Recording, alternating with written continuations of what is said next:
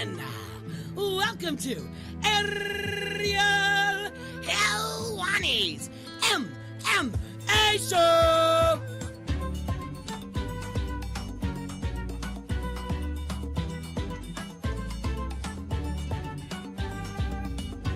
Back in your life on this Monday, March 9th, 2020. Hello again, everyone. I'm Ariel Helwani. Welcome back to the program. And oh my, do we have a lot to discuss on this Monday afternoon, a beautiful Monday afternoon. I hope that you all turned back. No, you didn't turn back the clock. You went forward, right? You spring forward and you fall back. So now we're springing forward, which means that in the UK, at least for now, they're only 4 hours ahead of us, but later on this month, it's going to be 5 hours ahead. Oh, it's very confusing. I don't know why we keep doing this, but it is 1 p.m. on the East Coast, and I'm ready to go. I got a lot to say, a lot to discuss coming off Saturday night in Las Vegas. UFC 248 is officially in the books. By now, you probably know that Israel Adesanya is still the reigning defending UFC middleweight champion. He defeated Yoel Romero in one of the more bizarre middleweight title fights in recent memory. Dare I say, the most bizarre middleweight title fight since April of 2010 when Damian Maia fought Anderson Silva in Abu Dhabi. I was there. I remember it like it was yesterday. In that fight, the champion, Anderson Silva, fought the weird fight, didn't really bring the fight to the challenger. And I'll never forget UFC President Dana White in the middle of the fight taking the middleweight title and putting it, more like throwing it, on the lap of Ed Soares, Anderson's manager, and saying, you put the belt on him. And then, of course, afterwards, the post-fight press conference, he was livid, he was red, very upset. It was a bit of a weird scene. And Saturday kind of reminded me of that because we had two great fighters who, for whatever reason, just didn't engage all that much. The first strike that was thrown came 90 seconds into the fight. Romero's first strike came at 2:37, if my memory serves me correct, of the first round. It was just weird, and there was so much anticipation, so much buzz. I saw this great tweet of them just kind of like moving but not really engaging, and someone saying it's like when you're trying to figure out the controllers before one of those video games back in the day with your friends. It really did remind me of that because they were just doing random things. And a lot of people have been talking about, who's to blame and, why did this happen, and have been very critical of the fight. And I think that I come from a bit of a different perspective, and I acknowledge this because I didn't pay to watch this fight. I didn't fly to Las Vegas. I didn't pay for tickets. I didn't pay for my hotel. I didn't order it on pay-per-view. So I'm strictly looking at it from a sporting/athletic standpoint, not so much an entertainment standpoint. Like, of course, if you ask me, did the people who bought tickets to watch that fight and that fight in particular get their money's worth? Absolutely not. Anyone who tells you otherwise is lying. Did the people who, bought the pay-per-view get their money's worth because of that main event? It was on the marquee after all. It was the headliner. Absolutely not. It did not live up to the hype. It did not live up to our expectations. But I view MMA fights in particular sort of like I view a Venn diagram. Do you remember Venn diagrams when we were kids? I learned about them. I don't know if you guys did in your school, but a Venn diagram, and I'm probably going to butcher the explanation of this, but it's a circle here and a circle there, and then at some point they kind of meet together, and then the middle part is when it all comes together, the magic, so to speak. That's a horrible explanation, but I think you know what I'm saying. Like this circle, then you put another circle right there, and then there's like a part in the middle. You get what I'm trying to say? And so typically when I look at an MMA fight, you've got the one circle here that's sport, you got the one circle here that is entertainment, and the magic happens when they come together, right? When the sport and the entertainment aspect come together, and then you get a great fight, i.e. what happened in the co-main event, and of course I will get to that in a moment. Well, in this particular case, the sport and the entertainment just didn't come together. They didn't meet. But that doesn't necessarily mean that in this case, Israel Adesanya is at fault. In fact, I would strongly argue that he fought a great fight, that he fought a smart fight. The most impactful blow of that fight probably happened in the first round, that big right from Yoel Romero. I believe it was a right. You know what I'm saying? That was the most impactful blow, the most damaging blow, in my opinion, certainly punch-wise. And so at that point, he said, look, this guy's not engaging, but when he does engage, the very few times that he does engage, he hits really hard. We all knew that about him. So let's adjust. Let's attack the legs.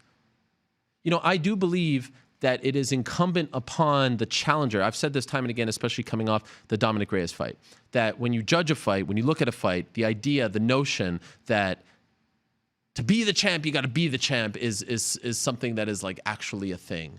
To be the champ, you got to beat the champ. When you're scoring a fight, people say, oh, he didn't do enough to take the belt away. No, that's hogwash. I spoke about this at length following the Reyes-Jones fight. Doesn't make any sense. It's not the way it is. All you have to do is win 3 rounds out of 5. That's it. Doesn't matter if it's the first, second, fifth, third, fourth, fifth, first, third, fifth. It doesn't matter. Just win 3 to 5, and you're the champ. That's it. When you judge a fight, you can't think of it that way. You just have to score who won each round. But I do believe when looking at a fight from the standpoint of entertainment and sport, it is incumbent upon the challenger to set the tone, to bring the fight to the champion.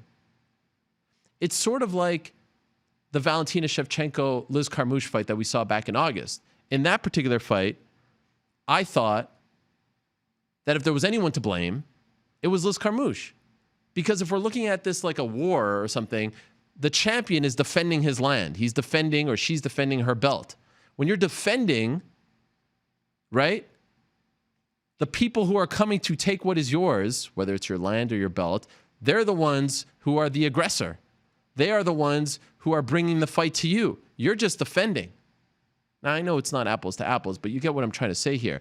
Yoel Romero had to go out there and bring the fight to Izzy. Izzy was the one who recognized how dangerous Yoel Romero was. Izzy was the one who was defending his belt. So he was waiting to see what he would do. He was playing his game. And once Yoel Romero was not being the aggressor, was not bringing the fight to Izzy, Izzy had no other choice but to stand back. And again, I'm not defending it from an entertainment standpoint. You know, I see some people like rolling their eyes at the notion that it was a great chess match. I don't even know if it was that, to be honest. It was just kind of weird. Like, this is your last chance to fight for a belt, probably, unless he moves up to 205. And at this point, with all the wacky title shots that are being handed out, who knows if he'll ever get... And like, I can't sit here and say he's never getting another title shot. But at 185, probably a good chance. And in the first 90 seconds, you're just doing that? Like, I didn't get it. I didn't understand it. But the last thing I'm going to do is blame Israel Adesanya. How could you blame him? He's just taking cues from Romero. You want him to rush in with so much at stake? Not only the belt, but his pay? You want him to rush in and get clocked? You want him to rush in and get taken down? You want him to rush in and get knocked out? Why? So you can be entertained? Unfortunately, in this particular case, you would like it if both things happen, if you have a slugfest and you can also be entertained, but sometimes it's just not going to happen. This isn't Rock'em Sock'em Robots. It's sport. Sometimes there are very boring basketball games. Sometimes there are very boring hockey games. Sometimes there are very boring baseball games, soccer games. And I know it. I could see it now. Look at Ariel defending the main event. Let me be very clear. I'm not defending this fight whatsoever. I'm not defending the entertainment value attached to this fight. If I was trying to get someone to like MMA, I was trying to expose them to mixed martial arts, the last thing I would do is show them this fight. This fight was not good. It was boring. There was an element, though, I will say, where I was like, ooh, any single moment, something could change because Romero hits really hard and because Izzy has that knockout power. But sometimes it just doesn't produce a great fight. Happened with Tyron Woodley and Wonderboy Thompson. In the Anderson Silva versus Damian Maia fight, like, I felt like Anderson was just kind of acting weird for the sake of acting weird. And let's not forget, like, we glow about him now in his title reign, but he had a lot of weird title fights. Remember Patrick Cote, Damian Maia, Tallest Ladies? Like, let's not forget that not that long ago, we were talking on Monday mornings after Anderson Silva title defenses being like, this guy is just completely out of his mind and is not a fun champion. And we were looking for someone. I remember there was a time where people wanted Brock Lesnar to fight Anderson Silva. So let's not forget about that. But in this particular case, what I am defending is the notion that A, Izzy is at fault because he isn't, and B, that he is not worthy of all the praise and hype that he has received. This is the one that pisses me off. Oh, he's overhyped. Oh, look at this guy now. He's not worth your money. He's not a draw. He's not a potential face of the UFC. Get the heck out of here. This guy's now 8-0, fastest ever to 8-0. And what, we want to talk about some of his other fights? What, the Whitaker fight didn't entertain you? Oh, The fight of the year against Kelvin Gastelum, that didn't entertain you? The Anderson Silva fight didn't entertain you? The Derek Brunson fight didn't entertain you? Get out of here. That is a joke. That is an absolute joke. You can't be on every single time. And so my big thesis is, all right, it was a weird fight. It was not fun. It was not entertaining whatsoever. But sometimes these things happen in MMA, right? Shout out to Gus Johnson. Sometimes sport, entertainment don't come together. And it sucks. And I feel for the people who bought tickets for that fight. I feel for the people who bought pay-per-views for that fight. I really do. I really do feel for them. It did not live up to the hype. But you know what did live up to the hype? Zhang Weili against Joanna Jędrzejczyk. All week long, we heard about how this was the fight to watch. UFC President Dana White, who rarely kind of picks one or the other when it comes to a situation like this, said on Tuesday to the media, this fight is the one I'm looking forward to the most on this card. I am looking forward to the co-main more so than the main. That's a big statement coming from him. And guess what? He was right. Anyone who said that was right.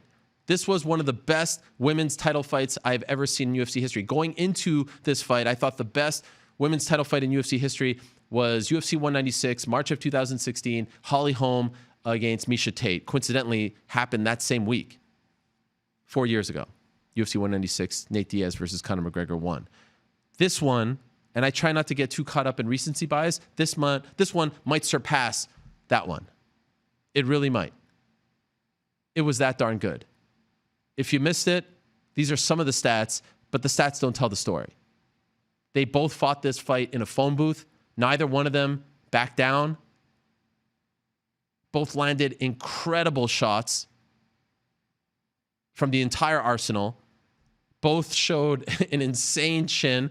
I mean, they took incredible shots back and forth, and you thought, all right, this is going to be the one. This is going to be the one. This is going to be the one. And they just kept going and going and going. In the end, I thought Zhang did enough to win the fight, 48-47. Has nothing to do with, to be the champ, you got to be the champ. No. In the end, I thought she won 3-2, but holy smokes, what a fight from both of them. Wow. If you missed that one, please do yourself a favor and watch it. I can't wait to watch it again. Didn't have a chance to watch it again last night. I can't wait. I'm excited to watch it again at home with the commentary. I didn't get to do that on Saturday. I have so much respect. I'm in awe of those two women. I have so much respect for what Joanna Jędrzejczyk has done to come back to this point. Remember, we talked going into last week, this is someone who lost twice to Rose Namajunas, who got knocked out the first time, who then lost via decision, who then moved up to 125 and lost to Valentina Shevchenko. We thought that she was in purgatory. We thought that she was done. We thought that she would never be in a title fight ever again. And I see everyone saying things about, oh, all you care about is being a model. Oh, all you care about is being on the beach. All you care about are your looks. All you care about this. Are you kidding? She is tougher than all of you combined. All you guys who write on her Instagram and troll her and say things like that, she is tougher than all of you combined. The shots that she took kept on going with that hematoma. Holy smokes. And I've checked in with her team multiple times. They say that she's okay. She was taken to the hospital afterwards. She was discharged several hours later. She was discharged before Zhang Weili was, believe it or not. That's how it looked on Saturday night in the cage. Could you imagine how it looked on Sunday? I can't even imagine. Started to think about some of the great hematomas or the more memorable hematomas in the history of combat sports. And there she is as she was leaving the hospital, that courtesy of her management team over at Ballingy Group. It reminded me of Mark Hominick at UFC 129. Do you remember that one against Jose Aldo? Look at that. That was a gnarly one. It reminded me of Hasim Rahman against Lennox Lewis. I believe it was Lennox Lewis off the top of my head. Do you remember how gnarly that one was? There have been some gnarly hematomas back in the day. That's the Hominick one. Hasim Rahman is one that comes to mind. There he is, over the eye. The former heavyweight champion. Fernando Vargas comes to mind. You ever see that one? That's one that's been forgotten about over the years. Another really tough one to look at. Jerome LeBanner comes to mind back in the day. Matt Mitrione had a gnarly one as well against Brendan Schaub. There's the Fernando Vargas one. So these aren't things to necessarily be celebrating, but did remind me of that and just speaks to how dangerous these athletic contests are and how much is at stake. And so you see what they went through in that fight and you think about what happened in the main event, you can understand. This is serious stuff. This is dangerous stuff. Things like that can happen. Life-altering things can happen. Now, what the two women in that co-main event did was nothing short of amazing. I am in awe of what they did, like I said. Look at that. Look at the difference. Look at what happened to her. And that's in the fight, and you're going to get repeated blows to the head throughout the fight. This happened midway through the fight where she started to swell up. And it's something that hasn't really been talked about a lot in the aftermath. I mean, there's been a lot of, accolades being thrown towards this fight and a lot of glowing, a lot of, celebration of it being the night before International Women's Day, and the fact that the two women in the co-main, kind of outshined the men in the main and all this stuff. One thing that I feel like in the aftermath hasn't been discussed all that much is the journey that Zhang Weili had to go through to get to that fight is incredible to me. Like the pressure that she had on her, the distractions that she had, the issues that she had to deal with just to get to that fight, and then to perform like that, and then to rise to the occasion like that, and then to defend your title like that, to me is just unbelievable. Again, around a month ago, she's in China training at home. Coronavirus outbreak starts to spread, starts to get really serious. There's concern that she won't be allowed to travel to the United States. So she packs her things up on hours' notice and goes to Thailand. Is in Thailand for a week, getting settled, getting acclimated. No real training camp there, no real gym setup there, but she's making the best of it. And then finds out that the threat has expanded, and now she has to pack up on hours' notice and go to Abu Dhabi. No training camp there, no gym there, no setup there. She has to go to Abu Dhabi to get quarantined for 2 weeks. Calls her mom, is emotional, doesn't know if she can go through with it.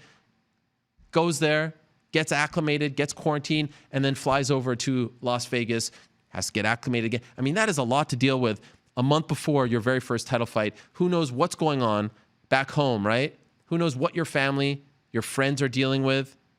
We see the news now. This isn't just a China problem. This is a worldwide problem. It's a global problem. Who knows what's going on up here? The pressure, the nerves, the anxiety, and she performs like that. Wow. What a performance. Unbelievable stuff. She is going to be a star, and she's learning more how to speak English. And by the way, I wouldn't hate it if they ran this one back. They're probably going to need some time. I suspect that the winner of the Rose Namajunas versus Jessica Andrade fight on April 18th is going to be, the fight that produces the number one contender. You'll either get a rematch against Andrade or a fresh fight, which would be a fascinating fight against Rose Namajunas. But at some point, who would say no to a rematch between these two? And sometimes when a fight is really great, you don't want to run it back right away because it's kind of like in movies, right? How could the sequel be better than the first? In this case, given the way these two fight, how aggressive they are, how they bring the fight to each other, I mean, I don't think it's a crazy notion to say that the second fight could be just as entertaining, if not more, than the main event. Co-main event, I should say, on Saturday night. So that was just amazing stuff. Overall, a fun night in Las Vegas. And we will be talking about some of the highs and lows throughout today's program. Some other notable performances. Beneil Dariush had a great win on Saturday. What a back and forth that was in the third to last fight on the card against Drakkar Klose, showing some real knockout power. Beneil Dariush, who's known primarily for his ground game. What about the return of Sugar Sean O'Malley? He had a great performance as well in his first fight back in 2 years. Marco Madsen, Rodolfo Vieira had a great performance as well. So there was a lot to like from that card. Deron Wynn lost to Gerald Meerschaert, so we wonder where he goes from here. A lot to like, and then it ends with Adesanya getting the title, and then getting back the title on his waist, and then looking for Paulo Costa. There was apparently a scene that happened cage side where Costa went over the railing along with his manager Walid Ismail, and then they had to be escorted out. So we never really got a face-off for much of an interaction afterwards. It seemed like Romero was the one interacting with him.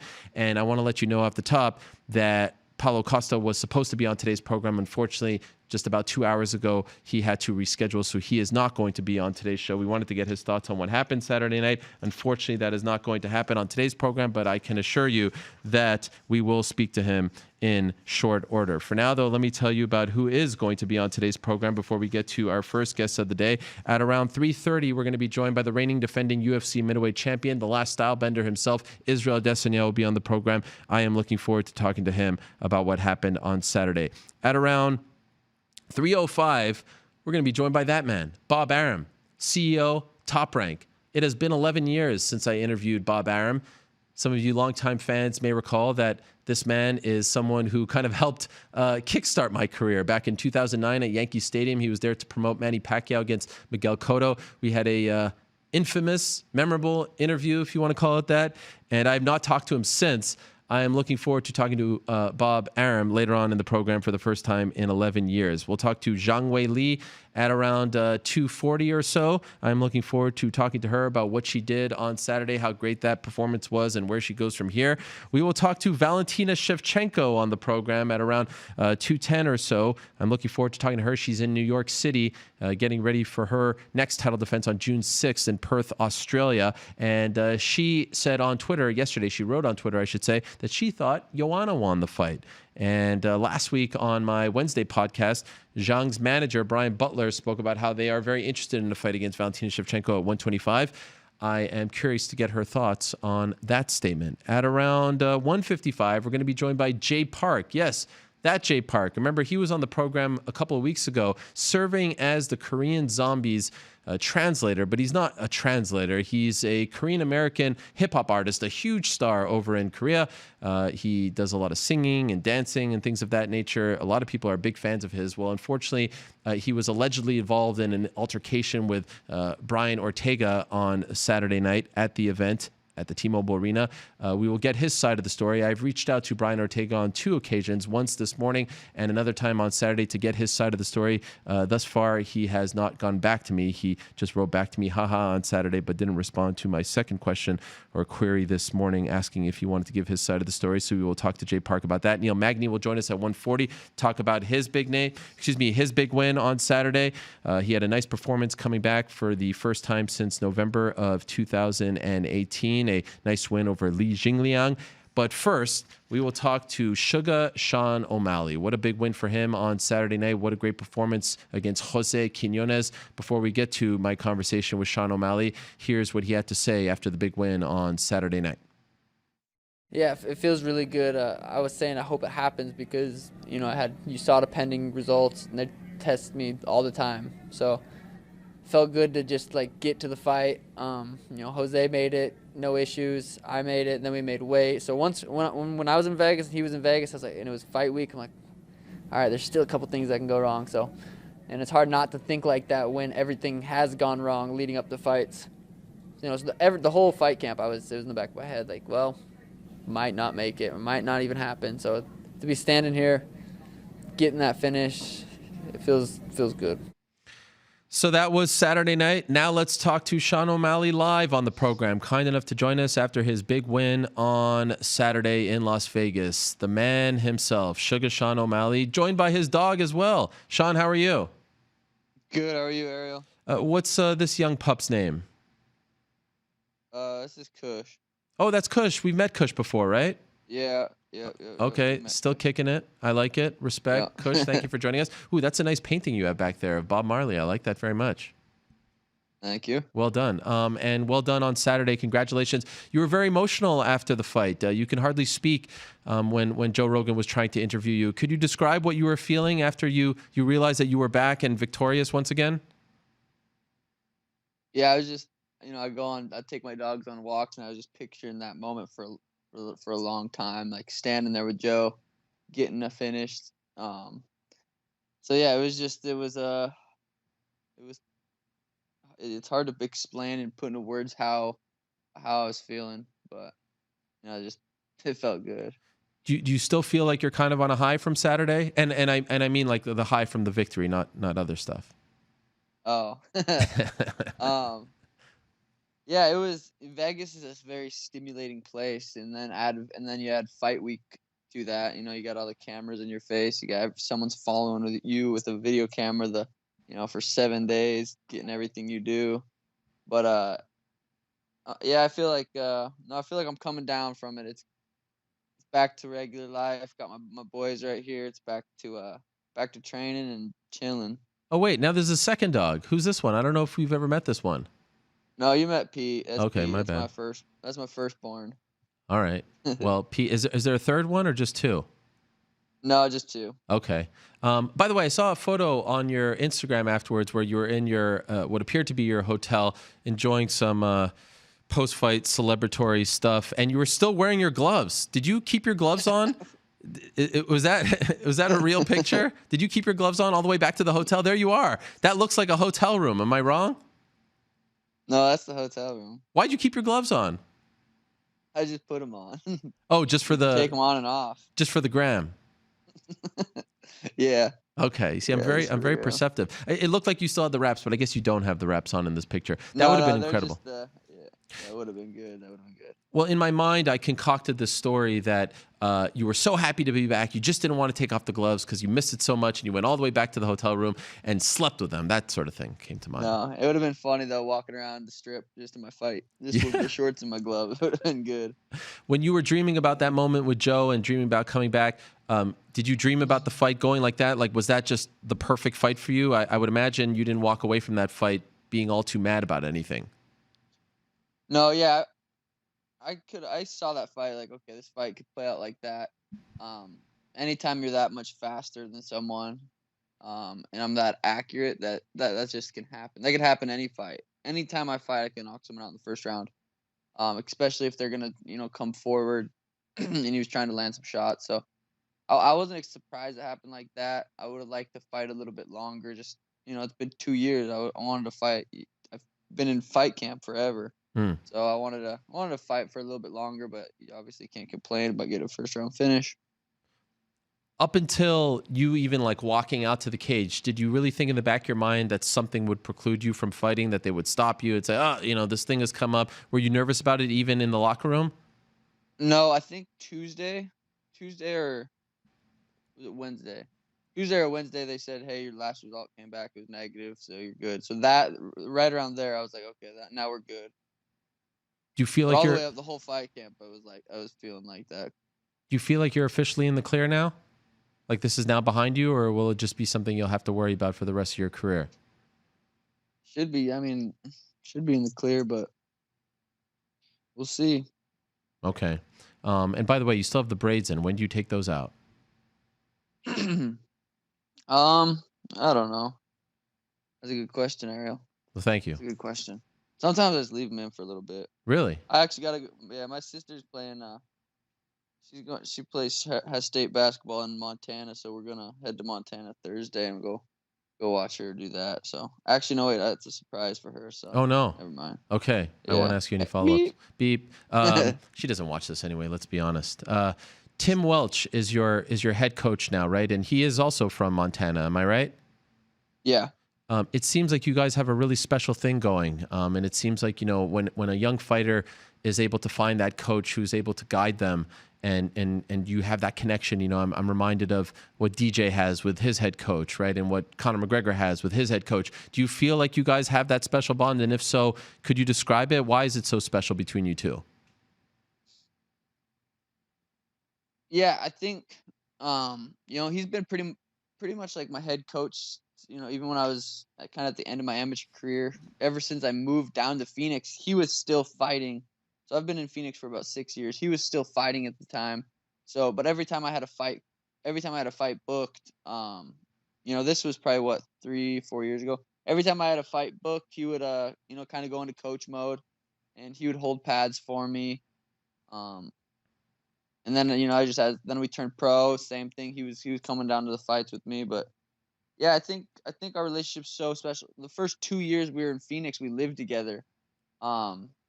And I think you just kind of build like that friendship, that chemistry, and he knows my striking really well from watching my rounds, my sparring rounds, holding mitts for me. He knows all my little tips and tricks and setups. And then for grappling, like we train with Tanquinho and we do live goes, 2-3 times a week. And so he knows my grappling better than anyone. He knows my striking better than anyone. Oh. But so yeah, I think sorry. No problem. It's the beauty of the show. Yeah, I think he just knows my game more than anyone. We've sparred before, obviously not hard, but he stands in front of me and he feels my speed and he knows my setup. So I think he just, it's he if he says something and I'm in the cage, I hear it and I trust it. I'm like, okay, this, he obviously sees something, and I'll probably end up throwing it. I love the connection that you guys seem to have, and it's obviously working. You're doing great things. I love this tweet that you posted as well. Just a few hours ago, you said, "I don't know if it's true, but I heard Cejudo peed his pants a little during my fight." LOLs. Did you hear such a thing, or are you just kind of putting it out there? No, I was just high last night watching my fight, and after my fight, they went to Henry. He's just a little dude, and I was just laughing. Like, it'd be funny if he peed his pants a little bit. But is there some like, do you feel like you're getting closer? I mean, 2 years off. Obviously, you need to come back. You need to do something great. You did that. When you think of the Cejudos, the champions, the top dogs at 135, how far away do you think you are from those guys? Yeah, I don't know. I'm not gonna put a time frame on it. I'm 25. I'm not in a hurry. Like, I need to get there. But I mean, I'm pretty big bantamweight, but not in the sense to where I kill myself cutting weight. Like, I'm pretty. I feel like the weight wise, I'm pretty normal. I think I was probably 151, 152 that night. But I think just like my frame, and I'm big, I'm long, I'm fast, and I'm accurate. It's a scary, deadly combination. So I'm sure whether they were probably like, okay, that's gonna be that could be a legitimate problem.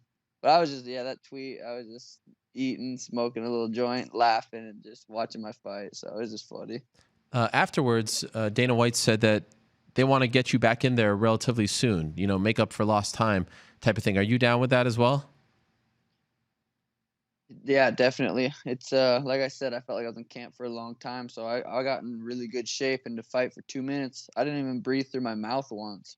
I Wow. was nasal breathing that whole time. I didn't even sweat. So yeah, I want to go look at check out the calendar, see where some certain fights are, and check it out. Anything that sticks out to you? Any location, any date that you really like so far? I haven't even looked, honestly. Okay. So not yet, but we'll probably do that this week. I'm gonna get back to training. Like, obviously no injuries, so get back to training, get back to the drawing board and get better and figure something out. How about the dreaded opponent question? You know the one. Who next? Yeah. Oh, I don't know. look at Corporate Jake stirring the pot. I mean, really? What do you think of this guy, Brian Boom Kelleher, calling you out again?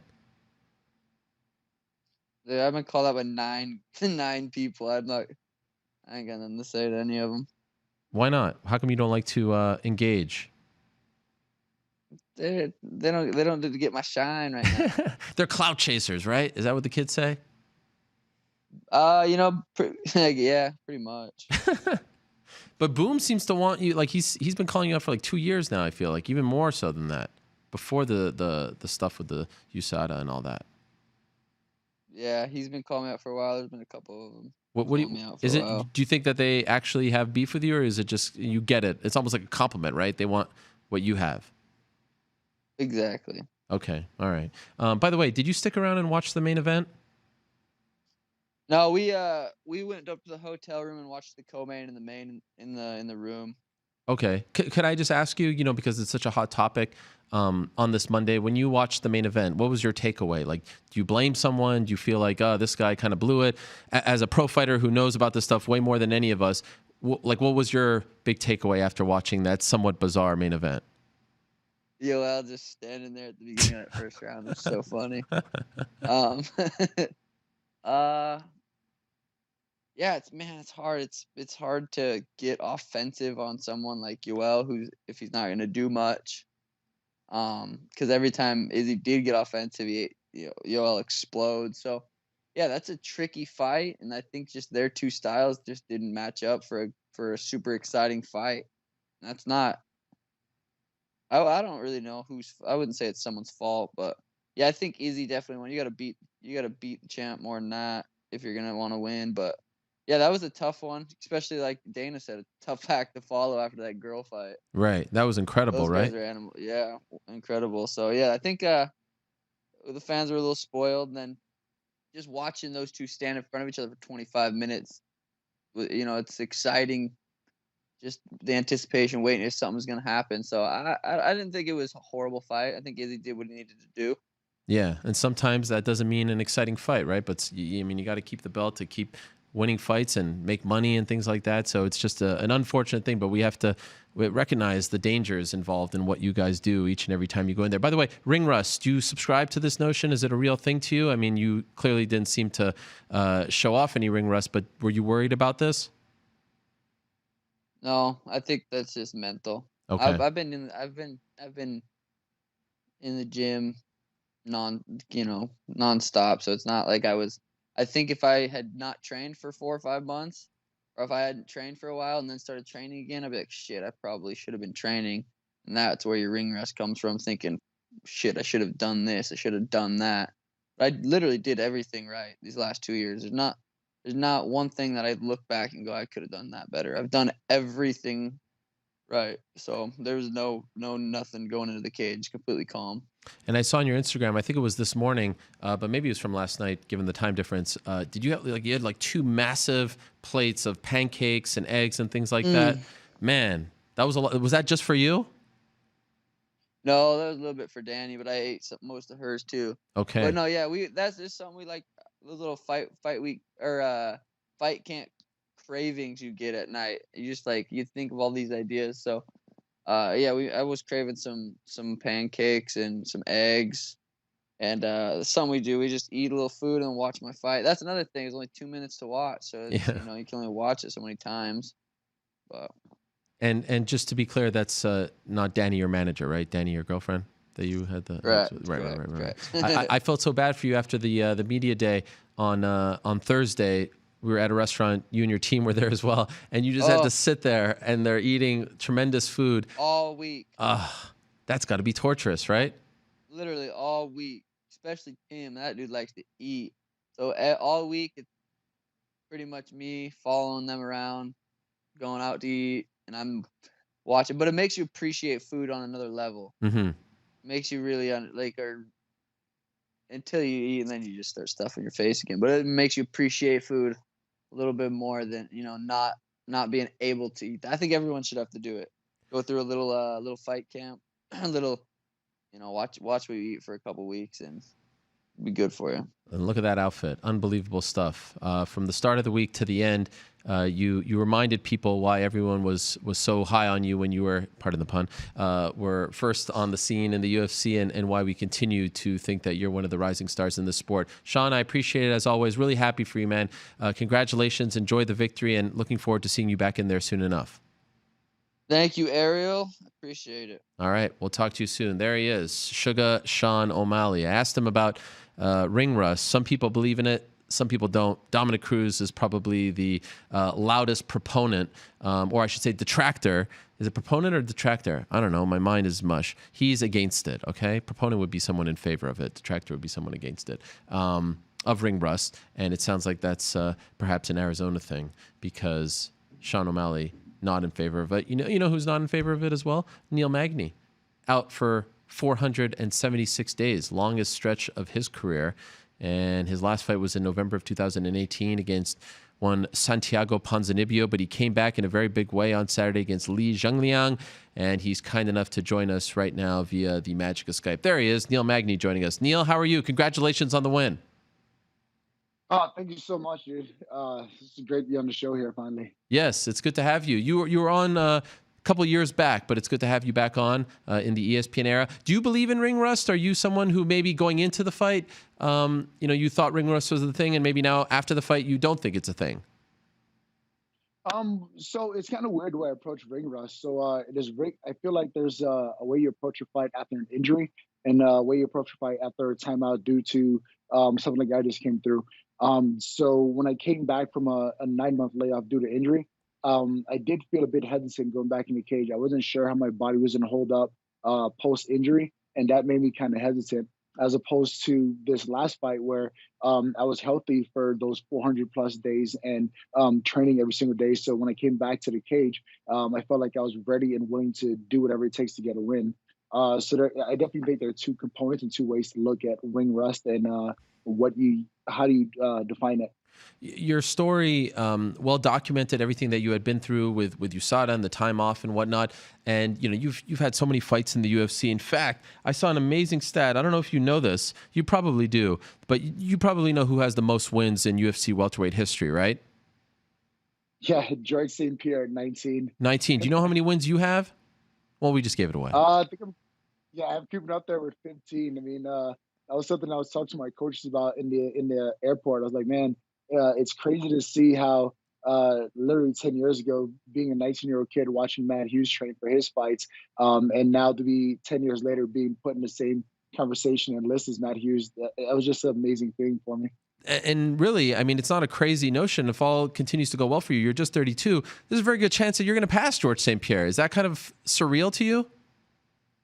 Yeah, I mean, it's amazing, man. It just shows that I'm doing the right things and I'm taking advantage of every opportunity I've been blessed with thus far.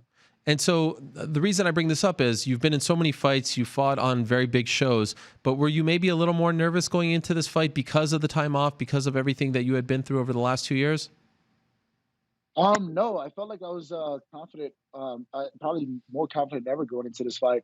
The time off actually gave myself and my coaches time to really sit back and dial some things in. One thing that we took away from the Posnevia fight was preparation. I felt as if I didn't do the best I could to prepare for that fight, and it definitely showed in the fight. So, going into this training camp, we really honed in on how we were going to prepare for it, and we felt that preparation was key. So, going into this fight, I was more confident than ever. Why did you not do enough to prepare for that fight in hindsight? So looking back on it, I didn't break down film even for Posnevia. I literally remember walking into the gym, looking at one of my coaches, and it was like, "Hey man, watch filming this guy. All you gotta do is go out there, be you, and you're gonna freaking kill him." And I was like, "All right, cool. Work hard, go out there, be me, and I'm gonna win the fight." And during the fight, I heard his cornerman breaking me down pretty well. They were telling him different cues, different things that they noticed that I was doing throughout the fight and fights prior. And I can tell that they really did a good job preparing for it. They knew when to engage, when not to engage, where to force me as far as position goes, like in the octagon. So it sucked being in there and experiencing that and seeing that. But at the end of the day, it was a great takeaway for me. And, perhaps maybe the biggest change of all since the last time we saw you is you're a father, right? You welcomed your, is this your first child, Liam? First child? Yeah, first child. I was able to welcome him into the world January 21st, my wife and I. And it's been an amazing journey so far. Incredible. Yeah. And there you are holding your first son. I mean, it's just an amazing thing. It really changes you, right? Did you feel like maybe you were fighting for different reasons, different perspective now that you're dad? I mean, and you just experienced this incredible life-changing moment, less than 2 months ago.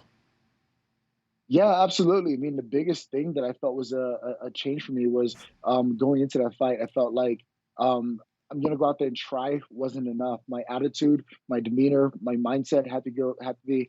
I'm gonna go in there and get it done. Like, there's no way I can look at him and say, "Hey, son, I'm gonna try and provide for you for your future. I'm gonna try and secure this for our future." My mindset had to be, I'm gonna go in there and get it done, and literally do whatever it takes to make that happen. And I love his middle name in particular, Jacques, French name. Why did you guys pick that name? So yeah, my family has some Haiti origins, so French is a pretty big part of my family, and like my full name is Utnel Jacques Magny, so Oh, French is a pretty big part of my culture, my family. And Jacques is my middle name. It was my father's middle name, my grandfather's middle name. So it's my older brother's middle name. So it's been a name that's been in the family for a while. So not being able to get a junior, I felt like having that strong Jacques in the middle was going to be a great thing to honor my family. I didn't know that about you. I didn't know about the Haitian roots. That's awesome. And also, obviously, when you have a child, especially for the first time, there's a lot of changes as far as like sleep at home, changes like that. Just trying to get your life in order, coming back from the hospital, and to go through that right before such a big fight for you. How did you manage that? Sometimes I've heard of fighters like going to sleep somewhere else so that they're not woken up in the middle of the night, which is very tough, obviously, on the mom involved in the situation. How did you and your wife balance that? Man, my wife did a great job of allowing me to rest throughout the night and really take care of the baby throughout the night on her own. I mean, there were days that I'd wake up and just see her physically exhausted, and I'd try to help out. And she's like, "No, babe, you got training today. Go take care of you. I'll be okay. I can stay here with the baby." And she did her best to really pull through for us, and I definitely appreciate her for that. But it was definitely a long process. I mean, I literally remember being at the hospital just hours after my wife's given birth, and I get a notification from your side like, "Hey man, we're at your doorstep, and no one's answering the door." Oh no. And yeah, and I'm having the response. I'm like, "Hey, I'm currently at the hospital. My wife just gave birth. Is there any way you can meet me here for the drug test?" And lucky enough, they were able to meet me at the hospital. We got it done there. But Oh my gosh. it's yeah, but it's been crazy, dude. Like it's I definitely got a different level of appreciation for my wife, and definitely realized I picked a great partner to go through this with. Wow. By the way, where did you do the test? Like, did they meet you in the lobby of the hospital, or did they come up to the room? How did you get that done? I literally met the test in the lobby, and we just went and sat on the bathrooms on the main level floor and just got it done there. Did she bring you flowers, a balloon, a stuffed animal, anything? Nope, brought me 3 cups to choose from. Like, all right, dude, let's go. You know All the right. process. That is amazing. That is incredible. Anytime, any place. By the way, were you bothered by the fact that you were an underdog betting wise going into this fight, considering your long resume and he's been in the UFC for obviously a good chunk of time, but he hasn't fought in the kinds of fights that you have fought in. No, not at all. I mean, I wasn't surprised about the stats of being the underdog. I mean, with the time off and that kind of thing, it was kind of a question mark. Like, oh, how is Neil going to bounce back from his last fight? I mean, if you look at the last fight, I mean, I took a beating, so it definitely did leave a question mark in people's mind as to how I was going to return at this long layoff, coming off a loss and that kind of thing. So it didn't surprise me at all being the underdog, but man, did it feel good to go out there and hear from the fans like, dude, I made so much money off you. Way to pull through for me. Like, Yeah. it was a great night. Afterwards, I saw that you said that you liked the idea of fighting Michael Chiesa. Why him? No? Just when things get juicy. We'll reconnect in a matter of seconds here with Neil Magny, who's coming off that big win over Li Jiangliang. All right, he's back. That was quick. Neil, you there? Yeah, Neil? the fight against Mike Chiesa was definitely one I was shooting for. I mean, he came up to welterweight. He was doing a lot of good things. I mean, I was truly impressed with his fight against Carlos Condit. And I was even sitting there watching the living room, and I was like, man, he really showed some different skills there against the Condit fight. And then shortly after, I see that he called me out, and I was like, huh, that's interesting. So I immediately tried to make that fight happen. For some reason or another, it didn't pull through. And since then, he went on to win 2 more. And to be honest, I just been impressed with his run at welterweight, and I think that'd be a great matchup for me. Yeah, I like that fight. And we just showed the tweet right over there. It seems like he's into the idea as well. It seems like he likes that. So when you have 2 fighters who are on board with the idea, that probably makes things a little easier on the matchmakers. Before I let you go, Neil, and can you hear me? Can you hear me okay? No, I'm not quite sure what happened here. It seems like my Do you not hear me anymore? headphone went. Yeah, sorry. He does not hear me. All right. Should we call him back?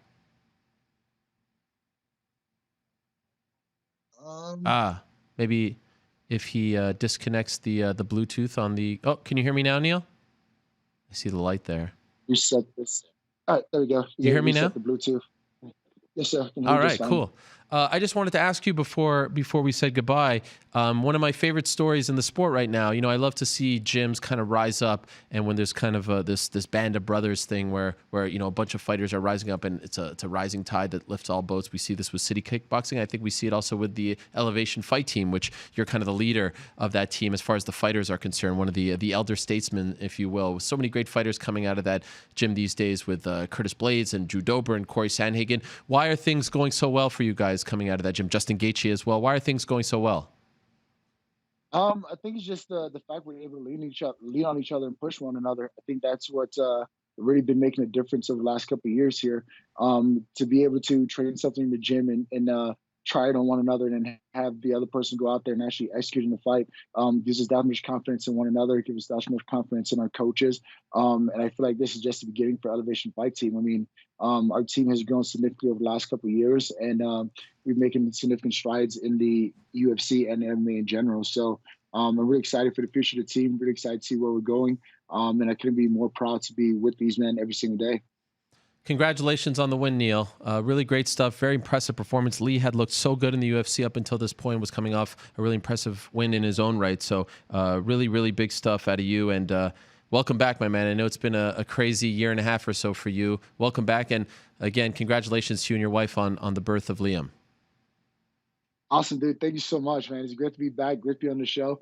Hopefully we be able to do this here pretty soon if he has to answer that phone call. Yes, sir. All right. We'll see what he has to say. Thank you so much to Neil Magny. Again, it's pretty amazing when you look at that wins stat that we just showed on the screen for the welterweight division. George St. Pierre, 19. Matt Hughes, 16. Neil Magny, 15. GSP, Matt Hughes, arguably the two greatest welterweights of all time, and he's third, 1 win away from tying Matt Hughes, 4 wins away from tying, in my opinion, the greatest of all time, George St. Pierre. Thiago Alves no longer in the UFC. He has 15 as well, and Matt Brown has 15 too. So that is a huge, huge feather in his cap, and it's good to have him back. And I really like that fight against Michael Chiesa. Like I said, Chiesa seems into it, so we'll see if they get it done. Before we move along to our next guest, let me tell you right now about our good friends over at ZipRecruiter. Yes, we love ZipRecruiter. They're good people. As you take a look at the results from Saturday night. Ooh, this is Brazilian music. I don't even have to ask, right? Because, of course, the UFC is going to Brasilia. Thank you very much to Isabel for this very cultured music. Yes, Kevin Lee versus Charles Oliveira. I'm very excited about that fight. Anyway, what? This is crazy. Who wrote this? TST? What if Yoel Romero forced the action on Saturday night and won 4 out of 5 rounds?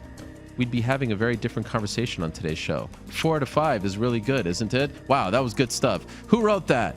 Anyway, well, now when you're hiring, you can fight at that level as well, because 4 out of 5 employers who post on ZipRecruiter get a quality candidate within the first day. I mean, this is top-level stuff. Whoever wrote this deserves an Emmy. No matter the industry, healthcare to manufacturing to business services, ZipRecruiter makes hiring faster and easier. And today, you can try it for free over at ZipRecruiter.com/MMA. ZipRecruiter doesn't wait for the right candidates to find you. No, ZipRecruiter has scouts that scour the entire country to find the right personnel for you. First, when you post your job on ZipRecruiter, it gets sent out to over 100 top job sites. Then, ZipRecruiter's powerful matching technology learns what you're looking for, identifies people with the right skills and experience, and invites them to apply to your job. So, you get qualified candidates fast, and I mean fast. And now, to try ZipRecruiter for free, my listeners can go to ZipRecruiter.com/MMA, and my viewers as well, or I should say our viewers, because it's not just a one-man band here. Everyone's involved. Anyway, that's ZipRecruiter.com/MMA. ZipRecruiter.com/MMA. ZipRecruiter, the smartest way to hire. Please support them because they support us. All right. Saturday night, big night for the sport, for the UFC. Of course, we had the middleweight title fight. We had the strawweight title fight. Everyone buzzing over what happened in the co-main event, not so much in the main event, but those were two of the bigger stories. Perhaps the third biggest story is what allegedly happened between Brian Ortega and our old pal Jay Park. You remember Jay Park, right? He joined us when the Korean Zombie was on the show about a month ago. We introduced him as Korean Zombie's translator, but he's much more than that. He's a Korean-American, multi-platinum hip-hop artist. Man is one of many talents and very popular all over the world. Trust me, I've learned about this, especially since his last appearance on the show. Very talented, has many great talents, and is very, very popular all over the world, not just in Korea.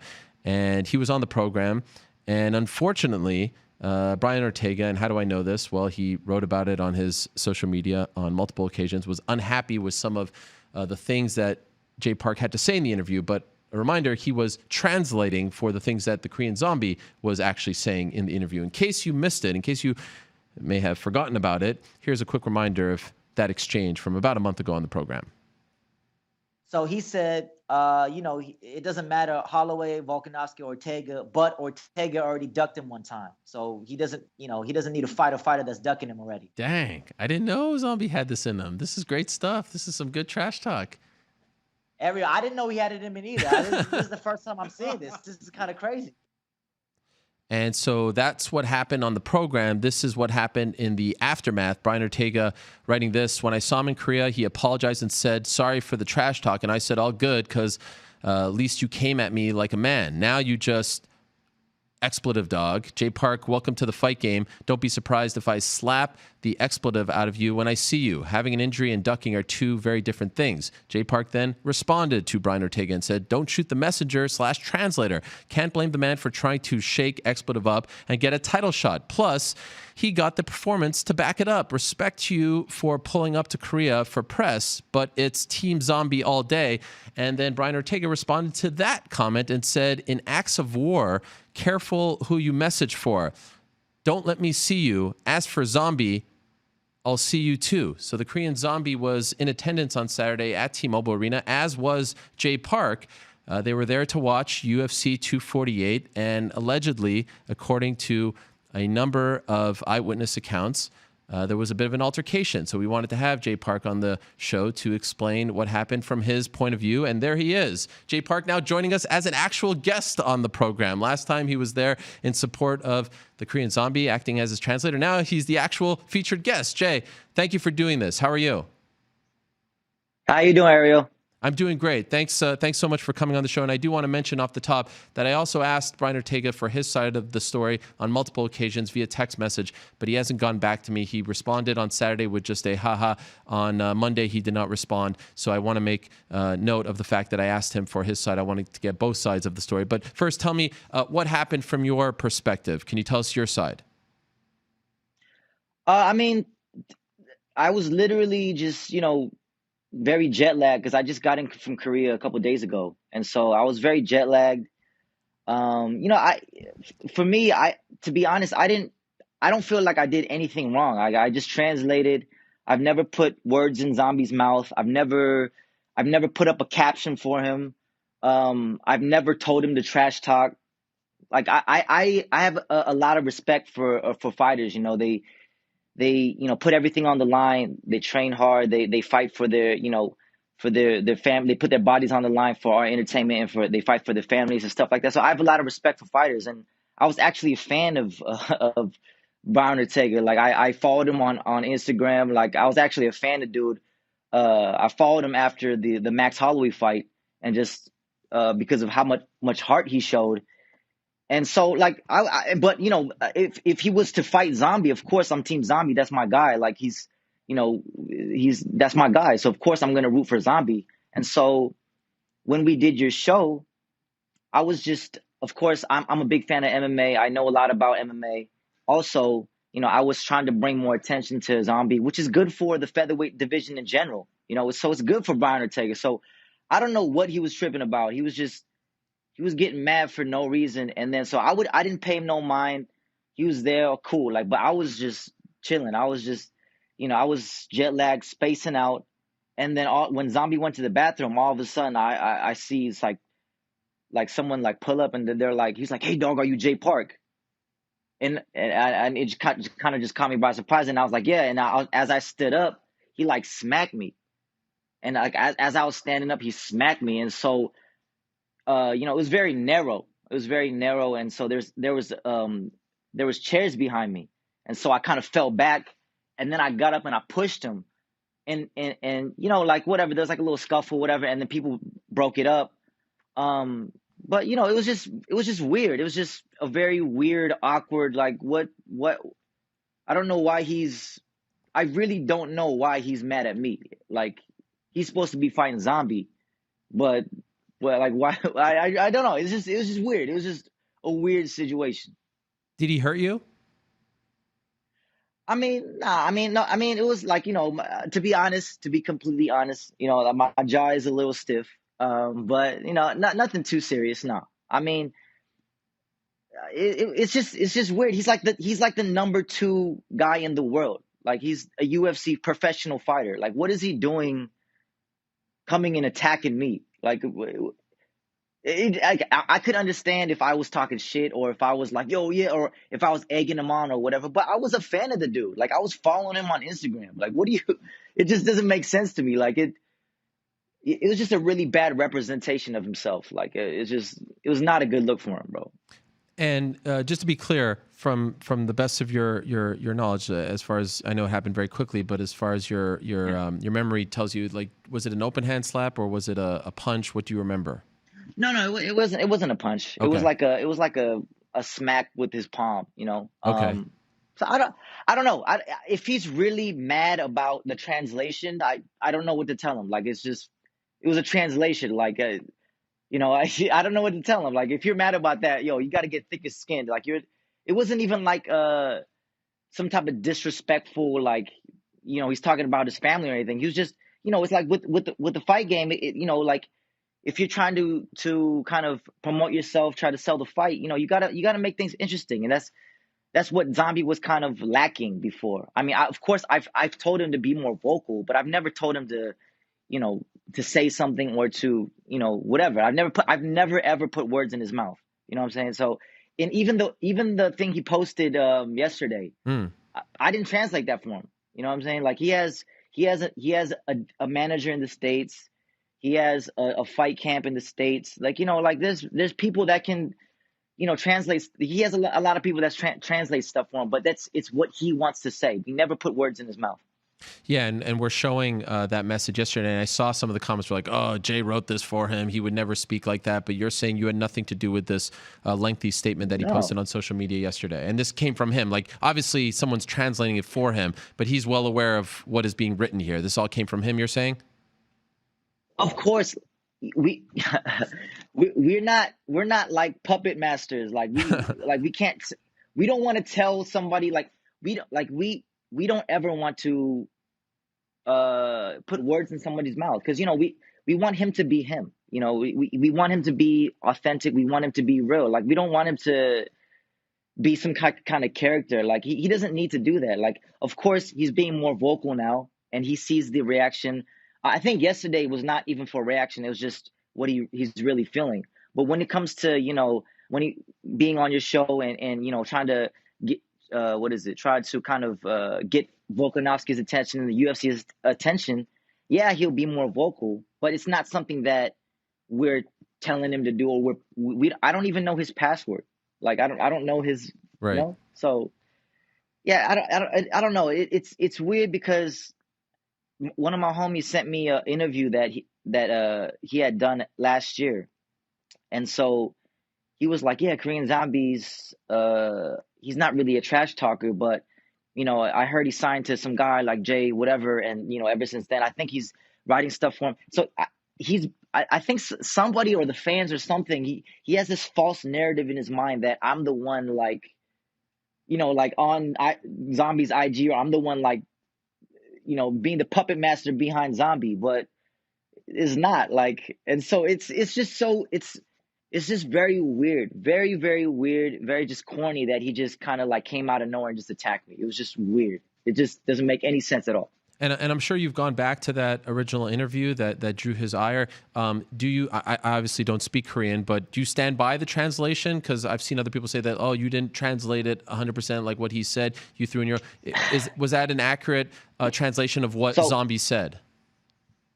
So Ariel, so he said, okay, like you know, Ortega already pulled out. So I don't need to fight someone that already pulled out, which basically means like, yo, like, you know, like he said it in like a mischievous way. So like when I got that, you know, when I heard that, I translated like, oh yeah, he's ducking him, like he pulled out. Like, you know, if I mistranslated, I apologize. That's my bad. I'm not a professional translator, you know. I was doing it to bring more attention to Zombie, to, you know, and to just. And plus, I'm a fan of the show. You know, I watch the show every week, man. So that's why I wanted to be on it. If I mistranslate, that's my bad. But, you know, it's still like it wasn't what I was trying to put in his mouth. Like, that's what he was insinuating. You know what I'm saying? So I was just trying to translate to the best of my ability, basically. After the altercation, do you remember what happened? I've seen a couple of videos where it seemed like Ortega was escorted out. Do you know what happened there?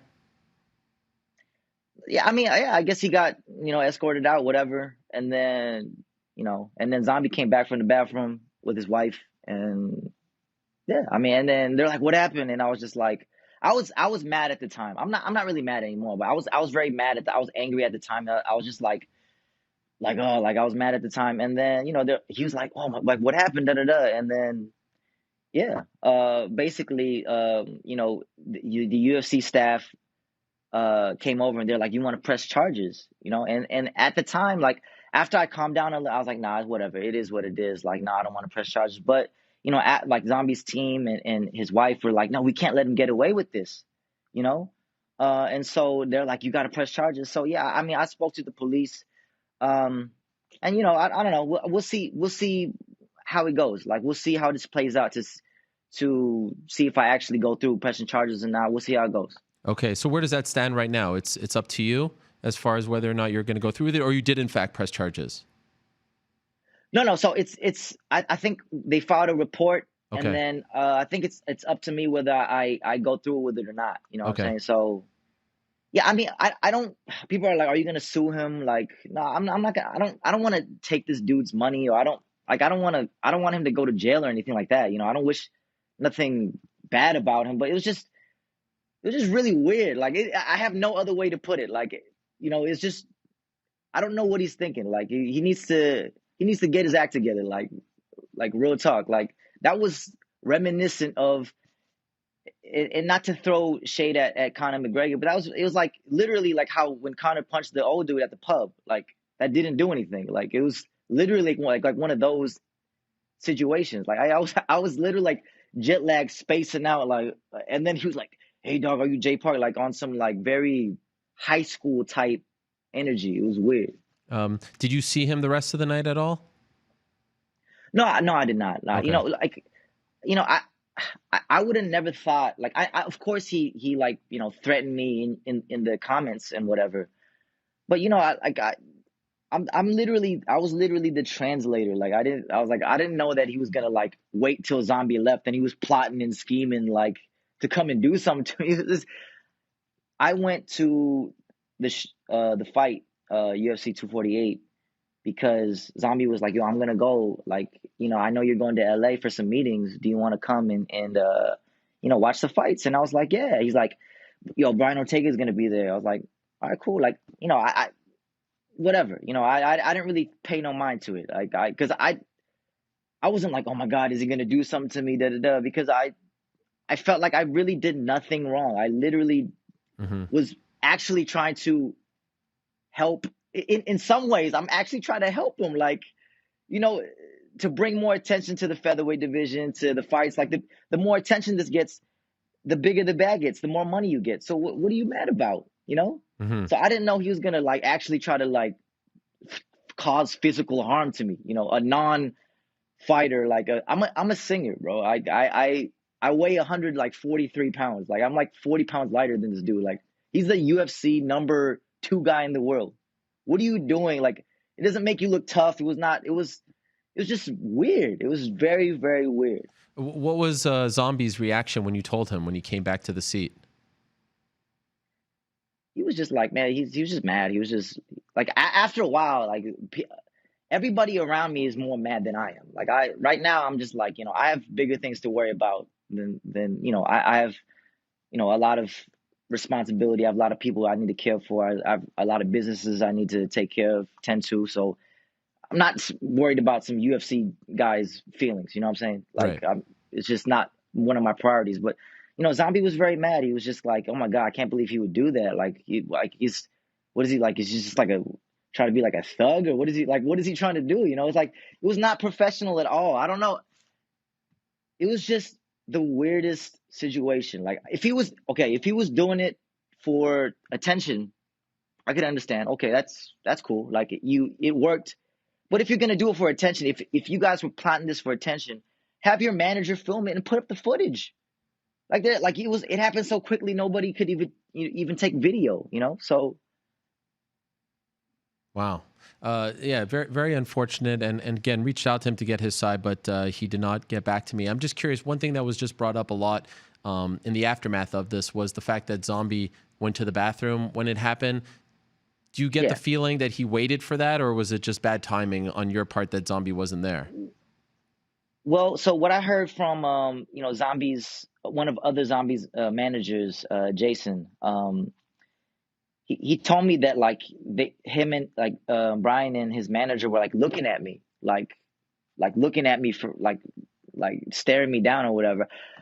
Again, I was not paying it no mind, because I would never in a million years think that like because I'm not like a trash talker. I'm not a disrespectful dude. Like I respect all the fighters. Like I have the highest respect for all the fighters. Like they put their lives on the line for their families and for our entertainment. So I would have never thought in a million years that someone would come like a fighter would come attack me.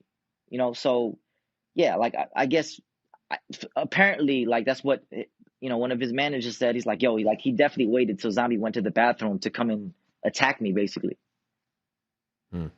So just to be very clear, as of right now, you have not pressed charges and you're still deciding on whether or not you're going to continue, because I think there was a tweet last night from Jason which kind of implied that charges had already been filed on your behalf. But just to be clear, you have not done that and are still deciding whether or not you're going to, right? No.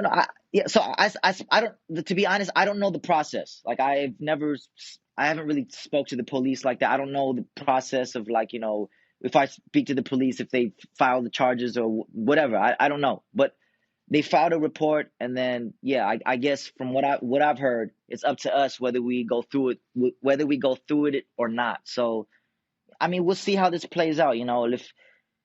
If he's like, oh yeah, like I slapped you, bro, like blah, blah, blah, like then maybe, but I don't know. We'll see how it plays out. Okay. Right now, are you leaning in one direction or the other, or you're just kind of indifferent at the moment? Nah, I mean, to be honest, I don't know. I don't know how he's feeling right now. Like if it was just for attention, then to be honest, then it's good. Like, all right, cool. Like I'll take it on the chin for Zombie. Like it builds up the fight. Cool. But if he's really just mad about the translation, I don't know. He needs to reassess his life. Like that's not it. It's just not it. It's just, yeah, he needs to reassess his life. I'm sure, that he has like I do. I have a lot of people right now that are just very mad that like, that look up to me, or that, I need to put on for. I'm sure he has the same. Like, I've seen him, at the open workouts, bring his little brother up. And, I thought that was cool. Like I really had respect for the dude. And, I'm sure he has a lot of people that he's representing, that he puts on for, that he needs to represent right. And that right there was not a good representation of himself or his people. Like he needs to, like he needs to play chess, not checkers. Like what if I had like people with me and he would have got injured, then he wouldn't be able to fight, and that's not good on his part. Or what if he loses endorsements on this like attack or whatever? Like it's not good on his part. I don't wish this dude any like bad harm or whatever. Like I don't want anybody to do anything malicious on my behalf. I mean, if it builds up the fight and him and Zombie end up fighting, that's cool. It's still Team Zombie. I'm wearing the Zombie hoodie right there. It's still Team Zombie all day. I think Zombie will finish him maybe in like the third round, so. Maybe on a positive note, let's end on this. Was that your first UFC event that you went to, or did you go to Zombie's last fight in December? No, so I went to the one in Denver when he fought Yair. Oh, okay. All right. Yeah, and then I also went to the one when he fought Edgar.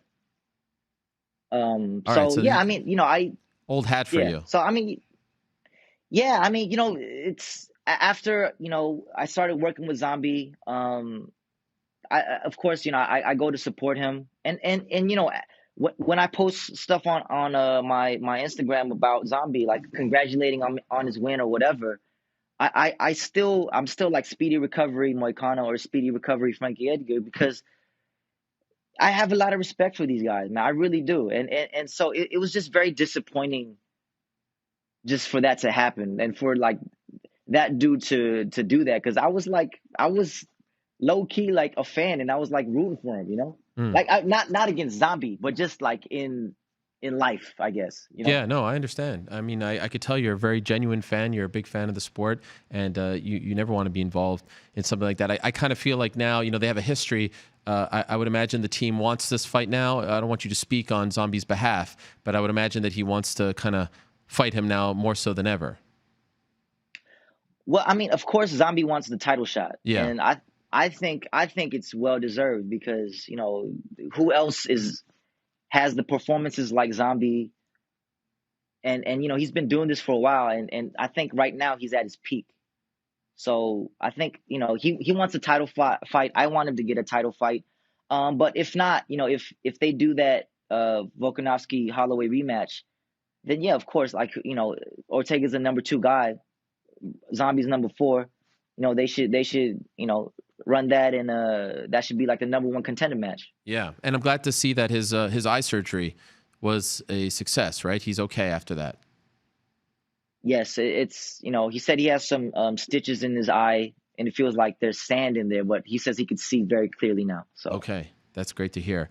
Jay, I really appreciate you doing this. I know it wasn't a very fun evening, or at least didn't turn out to be a fun evening for you and the team, but I appreciate you coming on and telling your side of the story. Obviously, a lot of intrigue and interest in this, and I've started to listen to a lot of your music. I like it, my man. I'm a fan. I enjoy your product, so keep it up.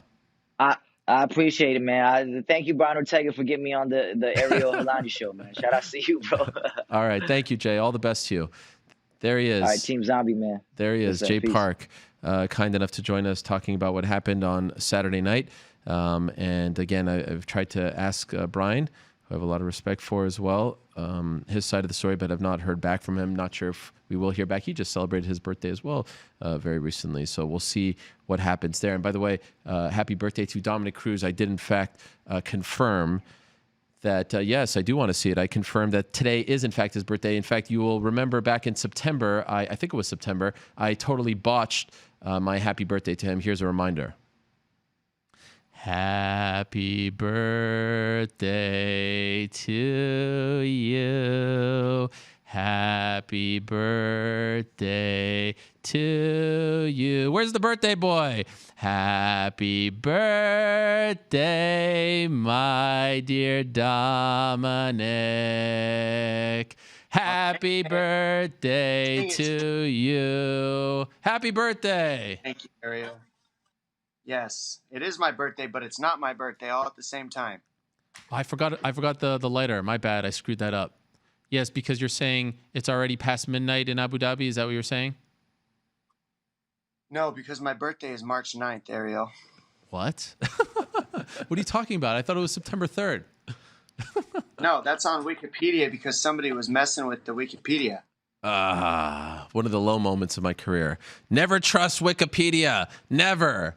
I think Valentina Shevchenko's birthday was on Saturday. We will confirm with her later in the program. Actually, we'll confirm with her in a matter of seconds because she is coming up next. But yes, that was a low moment in my career. And I did confirm with Dom that, in fact, today is his birthday. So happy birthday to him. Corey Sandhagen, by the way, angling for a title eliminator against Dominic Cruz in San Diego in May. We know that Dustin Poirier versus Dan Hooker is going to be the main event. Right now, it seems as though there's not a lot of interest there, but we'll see how that one turns out. That would be a fun fight. Also, Marlon Moraes versus Piotr Yan was announced for June. All kinds of fights were announced last week. Curtis Blades, Alexander Volkov. One that I would like to see announced in the not-too-distant future, the Korean Zombie versus Brian Ortega. After what happened on Saturday, I say that is a fight that has to happen. And now, without further ado, let us say hello to one of the best fighters on the planet today, the great Valentina Shevchenko, kind enough to join us from New York City. Valentina, how are you? Doing good, doing very good. It's very beautiful weather now in New York. We just went to a little walk to the pier, and it's gorgeous. Enjoying my day here. I'm glad to hear that. Now, before we actually continue with the interview, I have to say this to you, Valentina. Happy birthday to you. Thank you. Happy birthday to you. Happy birthday, my dear Valentina. Happy birthday to you. Thank you, Ariel. Thank And you. and I want to say this, Tulgan Kunin Menen. Tulgan, it's correct. Now you speak Kyrgyz. Yes, that means happy birthday, right? Tulgan kunun menin. All right, there you It go. means happy birthday. Not bad for my first time speaking. Very good, very good. How did you celebrate your birthday in New York City? Because you were in New York when it was your birthday on Saturday, right? Yes. So in the morning, I had appearance with hanging out with fans. It was very interesting, fan meeting with MMA fans and wrestling fans. So my morning started like this, and then it was just going around to see a little bit more of New York. But I would say that official celebration is gonna happen when we go back to Las Vegas and we go and join all my family, my sister, and we will have the official celebration. And by the way, when you said that you were with the wrestling fans at this convention on Saturday, you mean like the pro wrestling fans, right? I mean, yes. Yes. Pro They're a little funny, those pro wrestling fans, aren't they? They're a little bit different than the MMA fans, right? Yes, they are different, and this is that amazing that to see, because they are I used to see MMA fans, and now it's different, pro wrestling. They have different spirit, and this is amazing things that you can compare and see how it's working all together, combining. Yeah, and it's great to see you start to get respect from that world and outside of the MMA world as well. Now, I wanted to ask you, before we talk about what's next for you, I wanted to ask you about Saturday night. Zhang Weili against Joanna Jacek. You know Joanna very well. Maybe one of the greatest fights that we've ever seen, regardless of gender. What did you think of the fight? Did you enjoy it? Did you think it was as great as everyone else said it was? I think, yes, it was very entertaining fight to watch, and both ladies, they give everything that they had to win the for the victory of this fight, and definitely it was very good fight between two strong female fighters. Yeah, of course, I think it took a lot of character and to finish to go all these 5 rounds, and I think the MMA community, fan community of mixed martial arts, they enjoyed watching this fight. Now, correct me if I'm wrong, I saw on Twitter you retweeted a tweet from Conor McGregor. You actually thought Joanna won the fight, correct? Actually, yes, it's true. I thought that Joanna was better in this fight, and she had more, Weili, she just went forward, and she didn't had to strike. And actually, it was a competition of who had stronger head, who has stronger shin. So, in my opinion, right, it's what is the art of martial arts? What is what you have to show for the fans?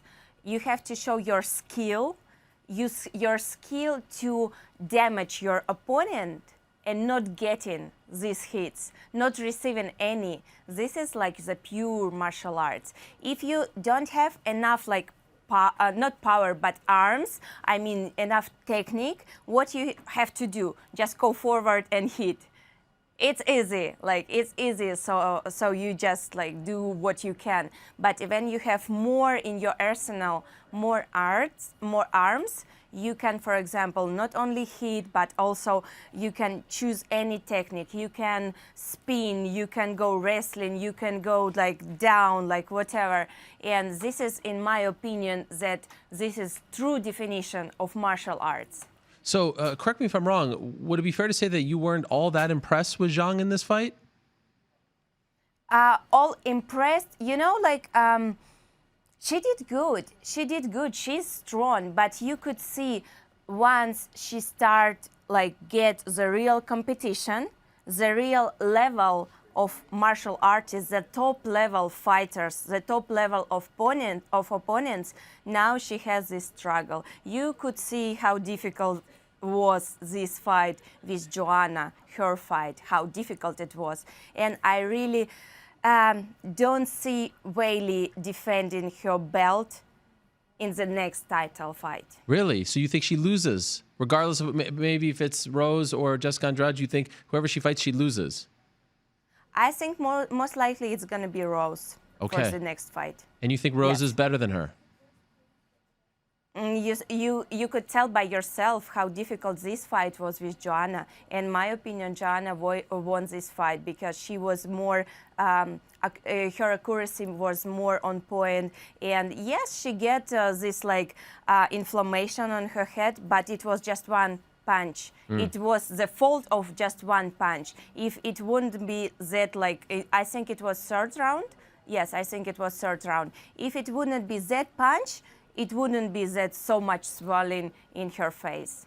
If you were to fight Zhang, like when you watch her fight, how would you attack her? What would be the game plan? Oh, I would like to fight anyone. For me, there is no problem to fight. Like whoever comes, I'm here. I'm gladly fight her. And yeah, I don't see any difficulties in this fight. Well, it's funny that you say that because last Wednesday I spoke to her manager, Brian Butler, on my show, and I was talking to him about what could be next after the Joanna fight. This is before the Joanna fight, but we were talking about what could be next. And out of nowhere, he actually brought you up. I want to play you this clip and then get your reaction to what he had to say, okay?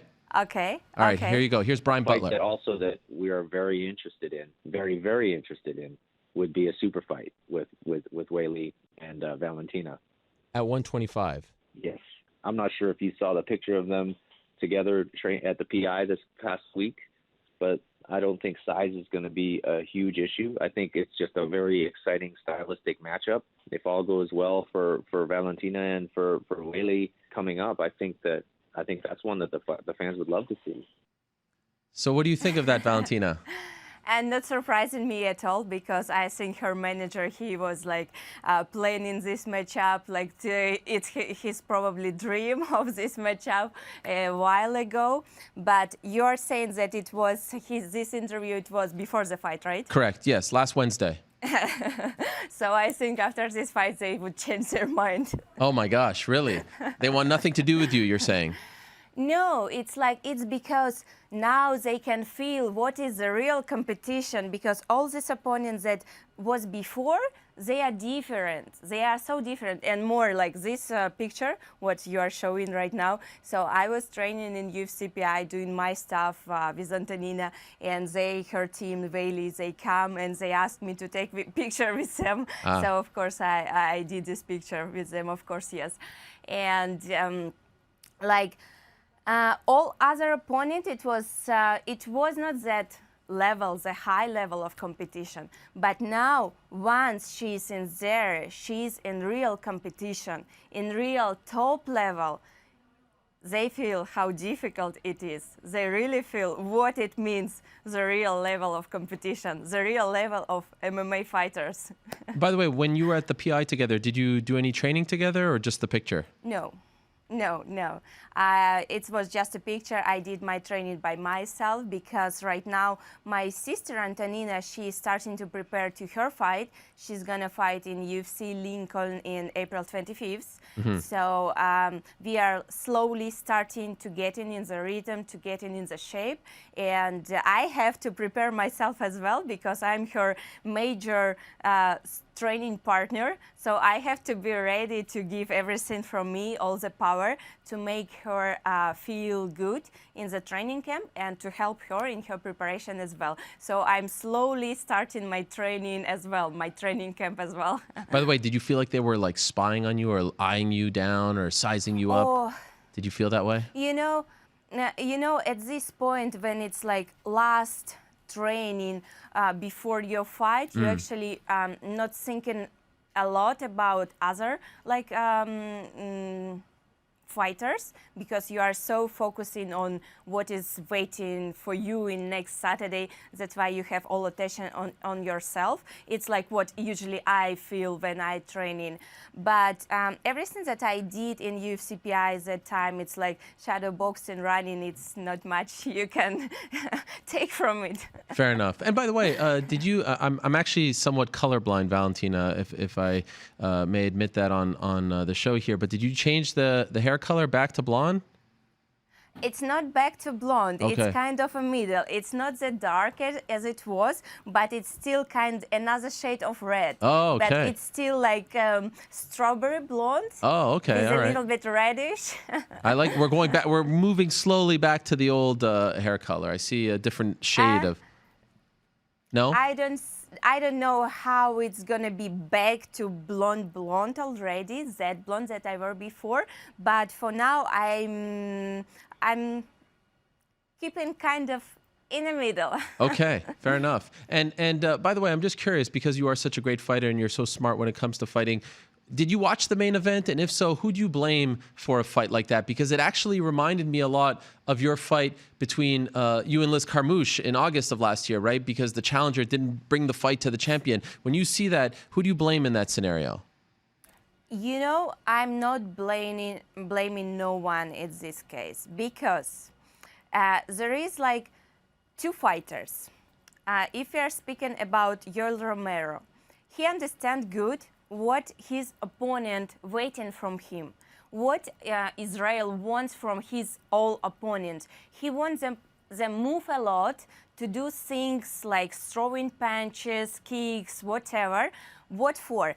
To make them mistake. And he needs this movement to adjust his own game to hit like the strike, the unique strike, strong, powerful strike. He needs this move. This is his fight. This is his game.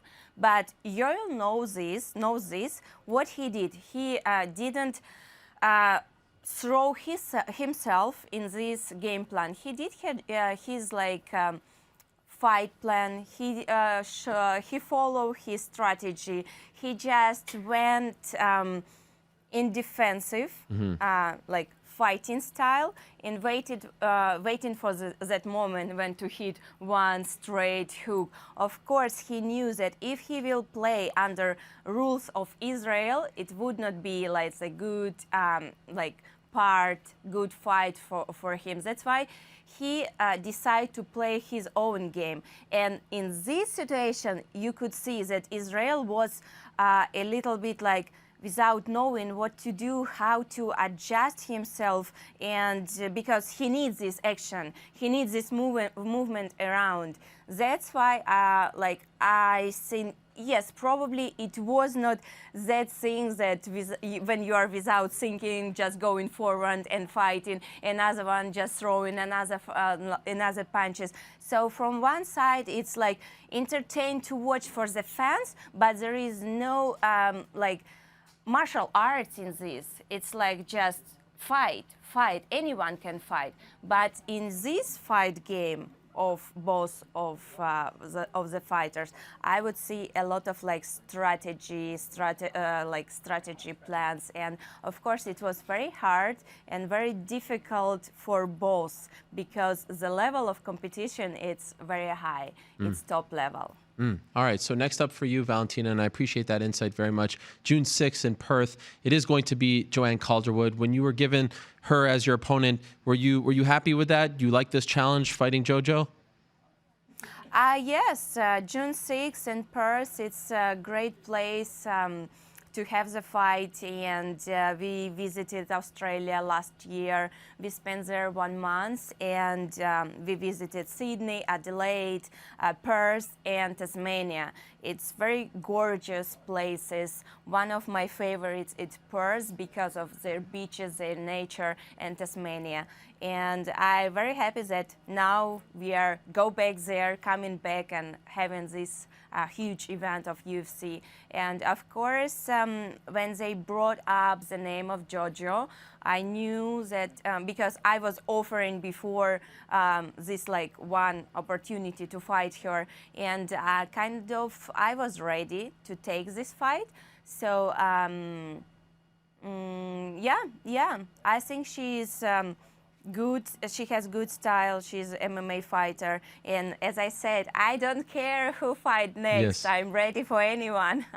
So when you consider your recent opponents, the likes of Caitlin Chukagian and Jessica Ai, Liz Carmouche, where do you put her? How difficult is this matchup for you, Joanne, compared to some of your other recent opponents in title fights?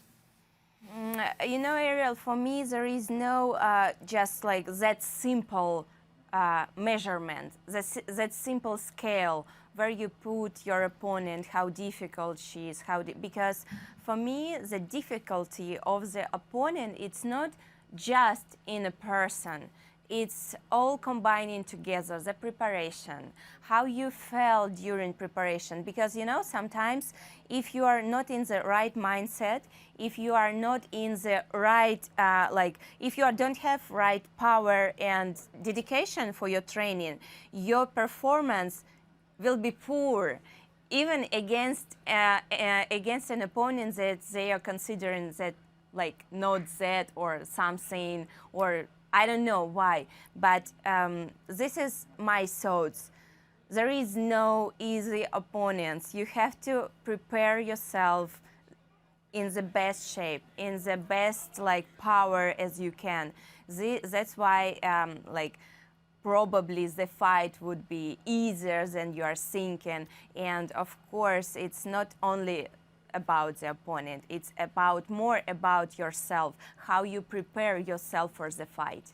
Last thing for you, Valentina, you know, a week after that fight on June 6th in Perth, the UFC is going to Kazakhstan for the first time. And I thought if they went to Kazakhstan, they would go with you headlining because it's close to where you're from in Kyrgyzstan. Are you disappointed that you're not on the Kazakhstan card? Not at all, not at all. I really happy this opportunity fighting in Australia, and we have still a lot of time going forward. And you know, I would say I would be disappointed if the fight would happen in Kyrgyzstan, in my country. Mm-hmm. Fair enough. But in this case, I'm glad that they will do it. And I understand it's kind of like risky for them to put like title fight, the main fight straight in the country that they didn't like do any events yet. So probably the first one is kind of like to measure and to see how it's gonna be. So let's see what's gonna happen after this event for the next one. But I'm very happy that I'm fighting in Australia right now, like June 6th, and I just will prepare myself and do, as always, to put everything the best of me to give the good performance. Valentina, pleasure to talk to you as always. Thank you so much for joining us once again. Again, happy birthday to you. Enjoy your time in New York, and good luck in preparation, not just for your fight in June, but for Antonina's fight coming up in April as well. Thank you so much. Thank you, Ariel. Thank you. Have a good day. Bye-bye. Always a pleasure to talk to Valentina Shevchenko. She's getting really good at those interviews, and I really think that her breakdown of the main event was fascinating. Co-main event was very interesting as well. And in a matter of moments, we are going to be joined by one of the women we just spoke to her about, Zhang Weili, the reigning defending UFC women's strawweight champion. And of course, as I just said, Valentina is returning to action on June 6th in Perth, Australia. No main event yet for that particular card. You saw Alexander Volkanovski on Saturday. They did the old split screen with Max Holloway, who was also in attendance. Big weekend for Max Holloway. He went to Invicta in Kansas on Friday, did a little scouting for some open scoring talk that he's been very into these days. And then he went to Las Vegas for UFC 248. So they did the split screen, and initially I thought, all right, this is the way that they are going to announce this fight, but they didn't. But it does seem as though all roads lead to that rematch happening on June 6th. Korean Zombie kind of ruled himself out with the eye surgery, and there's no one really else out there. You know, there's not a lot of momentum surrounding Zabit Magomedsharipov, and Holloway's the biggest name available and was the champion for several years, so they're going to run that one back. But we did speak to Alexander Volkanovski on Friday during our official weigh-in show, and he said the hand is feeling better.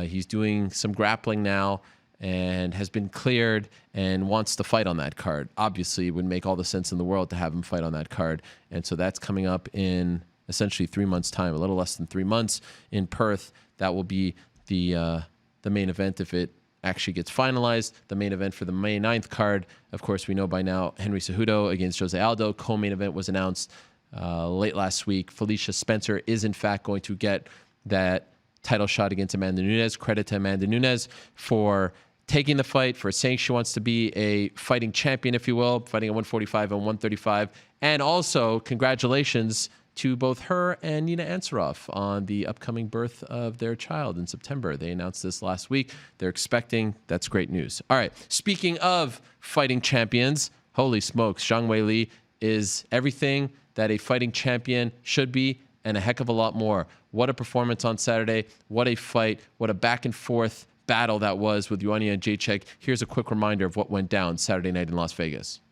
Zhang Weili and Joanna Jędrzejczyk turned in what is ubiquitously now regarded as the greatest singular fight in women's mixed martial arts history. I knew that fight was going to be incredible. Both of these women are incredibly talented, both incredibly hungry. They both want that belt. Oh my God, the heart and the toughness was on display from both these women tonight. I mean, they beat the brakes off of each other. I live for this. I said to everybody that was around me, I said, this is why we love this sport. I'm really happy for both of them, proud of them, and you know, it's the fight of the year. Indeed, if something surpasses that fight, if another fight surpasses that fight, you know it's going to be a great year. That has to be the front runner, at least as of right now. It is early, but that has to be the front runner for fight of the year, and not just female fight of the year, fight of the year, period. And I can't remember the last time a women's MMA fight won the award for fight of the year. That's how good this fight was. Everyone's saying afterwards that it was the greatest women's fight in UFC history. You can certainly make the case that it's the greatest women's title fight in UFC history, surpassing Miesha Tate and Holly Holm. And now you can make the case, in my opinion, that's one of the greatest title fights, period. It happened on Saturday, and now it is an honor to be joined by the reigning defending champion, Zhang Weili, who's kind enough to join us via the magic of FaceTime. Zhang, how are you? I'm fine, thank you. How are you? I'm doing great. Can you hear me? Yes. Okay. How are you feeling? How are you feeling on this Monday after the fight? I feel very good. I feel very good. 我终于可以休息了. I'm ready. So eventually that I can take a rest, take a break now. Yes, and Tommy, thank you for joining us. Don't be so shy. You can come in the camera shot if you want as well. You're a legend too, Tommy. Okay. Thank you. Any serious injuries after the fight, Zhang? After the fight on Saturday, any serious injuries? 有没有什么严重的伤？ No. 只有那个脸上一点点. Just cut on the face and swallow on the eyes. Okay. Oh, and the foot. Right. Have you had a chance to rewatch the fight yet? 你回看比赛了吗？没有. Not yet. 因为我觉得发挥的不太好. Well, because I didn't think I put my best performance, so I didn't watch the fight yet. Why not? What were you unhappy with? 哪一点感觉特别的高兴？哪一点？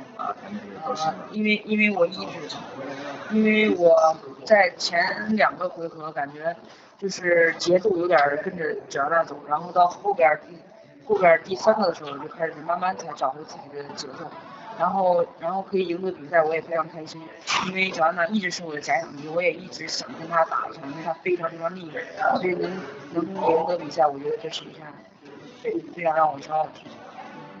All right. The first 2 rounds, I was kind of like playing her game, so I lost my tempo and lost my pace. Then started from the 3rd round, started to get back to me. I found my own pace, and I found my own pace. Then Joanna was such a great opponent, and she's been to my imaginary opponent for a long time. I was waiting for this fight. I was looking forward to this fight for a long time. Eventually, we made it, and I won. I'm so happy about it. Was she tougher than you expected her to be? The shots that you landed were incredible, and she kept on coming and wasn't, dropped or looked to be close to being finished. Were you surprised by how tough she was? Did that surprise you? 就是你打他的重击很多啊，但是他一直就扛着，然后你是不是对他的这种表现感觉到很吃惊？对，因为我觉得他抗击打非常非常好，然后一直品质非常非常精强。然后他是一个非常好的战士。Oh yes, she is so tough. She's not only mentally tough, physically she's tough, and also she took a lot of my shots, and I think she's a great fighter. She's a warrior. 但是我觉得我这次状态非常不好，因为我折腾了3个国家，然后来到美国以后，我的时差一直没有倒过来，就是比赛的前一天晚上我还没有就是不能睡好一个整觉，就一直醒，然后2天大概睡了6、7个小时吧，一天就平均4、5个小时。我在北京的时候每天大概都要10个小时、11个小时睡眠，但是来到美国的时候，我时差一直就是过不来，所以就感觉特别迟钝，所以我觉得这次发挥不好，所以我也就没敢看那个视频。对。Right, I didn't put my best performance on because I haven't really acclimatized at all here in Vegas. I've been traveling like 3-4 different places for this fight, and kept acclimatizing the time zone, and I had only like 3 to 5 hours a day sleeping. Normally I slept like 9 to 10 hours in Beijing, but here in Vegas I couldn't get a full night's sleep. So I didn't get the best of me. I didn't get the best performance. That's why I don't want to look that fight yet. I understand that, and I appreciate you saying that. Oh, go ahead. Sorry. Right, and only slept 6 hours totally for the 2 days before the fight. Wow. You said all the right things. 6 hours total in 2 days, yeah. Right. You said all the right things, Weili, going into the fight about dealing with the stress of the travel and everything going on back home. But now that it's over, can you admit that maybe it was too much to handle, and perhaps do you regret taking the fight? Because going from Thailand to Abu Dhabi to Las Vegas within a month prior to your first title defense is just a lot for anyone to deal with. Now that it's over, do you look back and say maybe that was just too much for me? 你说的就是一直在去满处的奔波啊，为这个比赛，然后呢，又从泰国阿布扎比到这儿这么着，3个地方了去转战，3、4个地方的转战，然后你现在反正实现这个了已经，然后回头看一下的话，是不是感觉这个压力太大了？不应该接这个。其实回头想想，我说实话太累了，我真的是一直靠自己的信念，然后来支撑着，然后一直靠自己的就是信念，然后支撑着自己。我从北京离开2月1号一直到现在，我没有休息过1天。然后周六日，然后站到一个新的地方，然后就开始紧接着开始训练，1天都没有休息。但是我觉得这个事儿虽然非常辛苦，但是我觉得非常值得，因为我觉得这也是我人生非常非常精彩的一部分。Right, looking back to this trip, it's really tough and tiring. It's hard for me. 别跟我说了，我有点忘了，我又忘了。你那边上说。So yes, looking back, really tough for me, but I just made it. I feel like it's a great experience for me, and I feel like really nurtured. 然后说什么我是忘了，你跟你说我就打忘我思路了。Sorry, Helwani, I have to ask her again. Sorry, I just no problem. Don't remember. 然后你说什么？你别再跟我说，我忘了。我就是说我就是虽然非常辛苦，但是我从来没有后悔，然后就感觉像梦一样，然后也实现了，对。Though it was a tough trip, but I never feel regret. So it was kind of like a dream, but I just made it. I made it happen. Have you had a chance to see all the comments, especially from your fellow fighters, about this fight, people calling it one of the greatest fights ever in the history of the UFC? And if so, how do you feel when you hear that? 有没有机会看一下其他的运动员、其他的格斗运动员对你这场比赛的评价，然后你的感受是怎么样？我现在还没有看，然后我手机从比赛前就一直就是被那个泰戈拿着，对，然后还没有来得及看那个就是外网的那个评价。Well, I didn't get a chance to look at anything yet because my phone was captured. My phone was capped by Coach Tsai before the fight. So I just got my phone back. Wait, he took your phone away? Yeah, the phone was capped by Coach Tsai before the fight. Why? So she just got the phone back. Why did he take it away? 为什么他把那个手机带走了？因为就担心我看了很多东西会有压力啊，然后会有很多就是精力分散。He worries about the distraction from the social media. Wow. How long before the fight does he take it away? 比赛前多长时间就开始把手机拿走了？More than a month. Oh my gosh, you didn't have your phone for a month? That's incredible. Wow, I'm impressed. 晚上睡觉前的时候，就把手机就收走了。然后白天的时候有一点时间就看手机。She had the phone in the daytime for Instagram, for social media, but before she went to bed, Coach said would take the phone. Right. And when you got your phone back, did you have a ton of messages waiting for you, people showering you with praise and congratulations? 什么时候把那个手机拿回来的？然后有没有收到很多的这些祝贺的信息？什么时候？我收到了非常非常多的那个祝贺信息，然后我都看不过来了，所以我不能一一回复。然后还有就是涨了很多粉丝，对，然后也非常感谢大家对我的关注和支持。什么时候收回来的？手机啊？对，什么时候收回来？比赛结束以后就给我。So I got my phone back right after the fight. I received like tons of messages with congratulations, big congrats. I don't really have time to reply each one independently, and I also got like tons of fans following me after the fight, so I appreciated that. I want to say thank you to all my fans, and say sorry about couldn't just message you guys back individually. I understand that when you went to the hospital, Joanna was somewhat near you at the hospital as well. Did you interact with her at all? Did you speak to her after the fight at the hospital? 在医院的时候，你跟乔安娜就是两人隔张帘嘛，然后你们俩聊了吗？交谈了吗？交谈了。然后他跟我说，他说你要继续卫冕，我会看着你。然后他说后边会越来越难，你要加油。然后我非常感谢他这么跟我说。然后我觉得他也是一个战士。非常感谢。Oh yes, we had a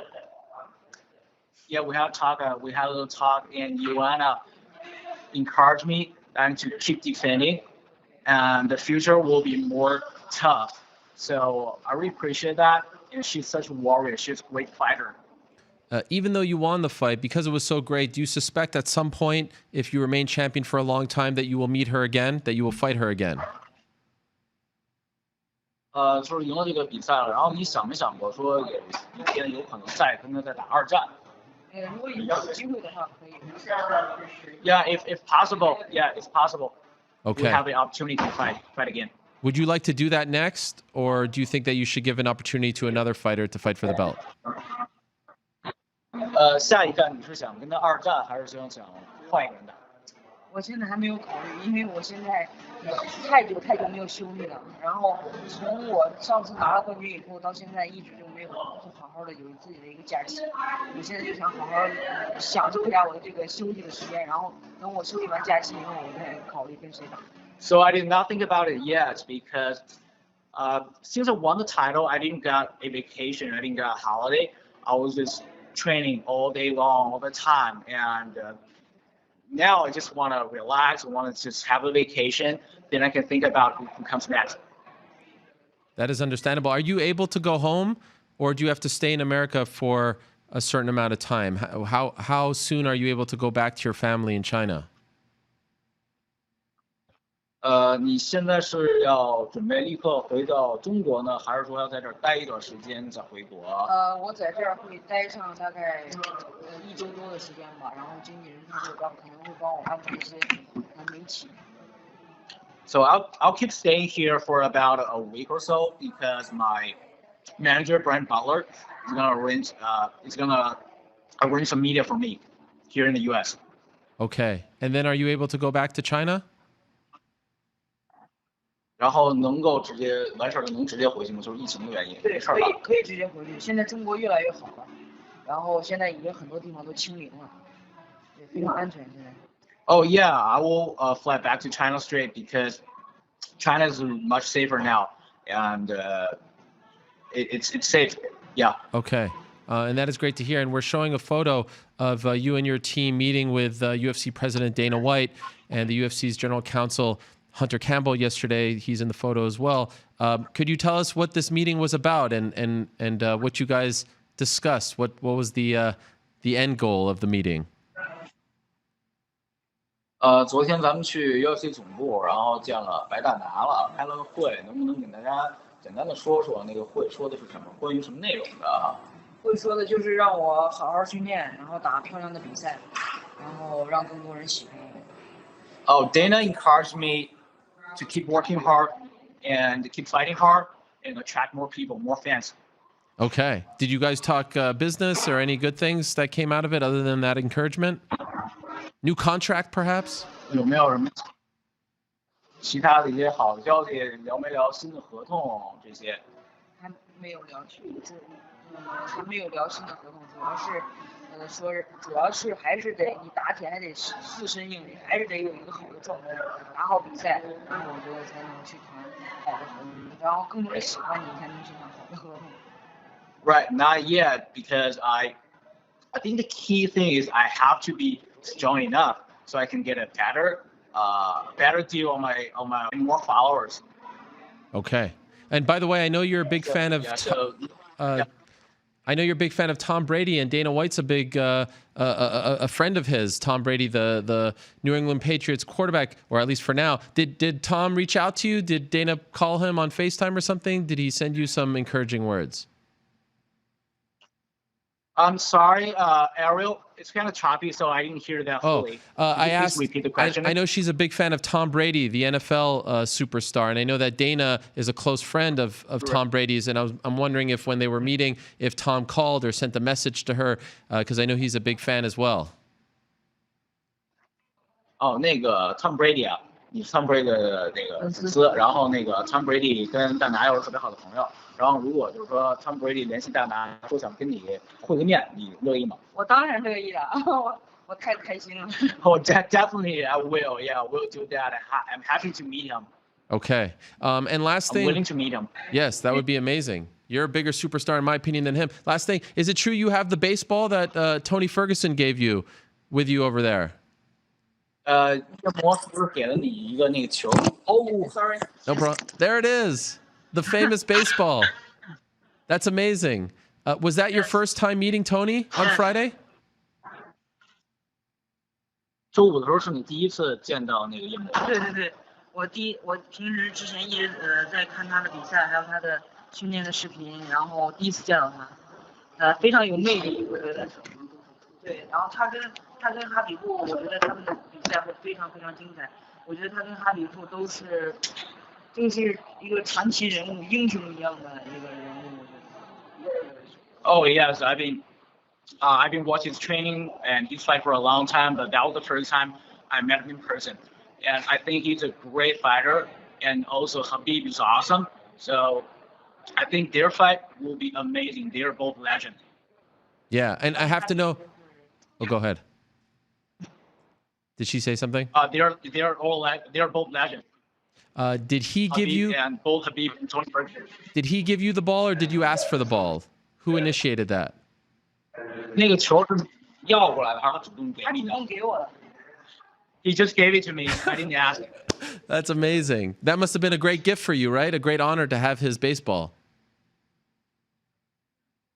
就是应该是一特别好的、特别大的一个荣誉了哈，你能拿他的这个球。对，因为他随手都是带着这个球嘛，然后他可以把这个球给我，我觉得特别开心。Yeah, definitely, because Tony Ferguson carries the ball everywhere. So it's been with him for years. I'm so happy that he can give it to me. I love it. It perhaps gave you some superpowers going into that fight. And by the way, Tommy, I just want to say, I know Rogan kind of put you on the spot there, but you had a lot of emotion. I thought it was great that moment there. So don't feel bad about that, all right?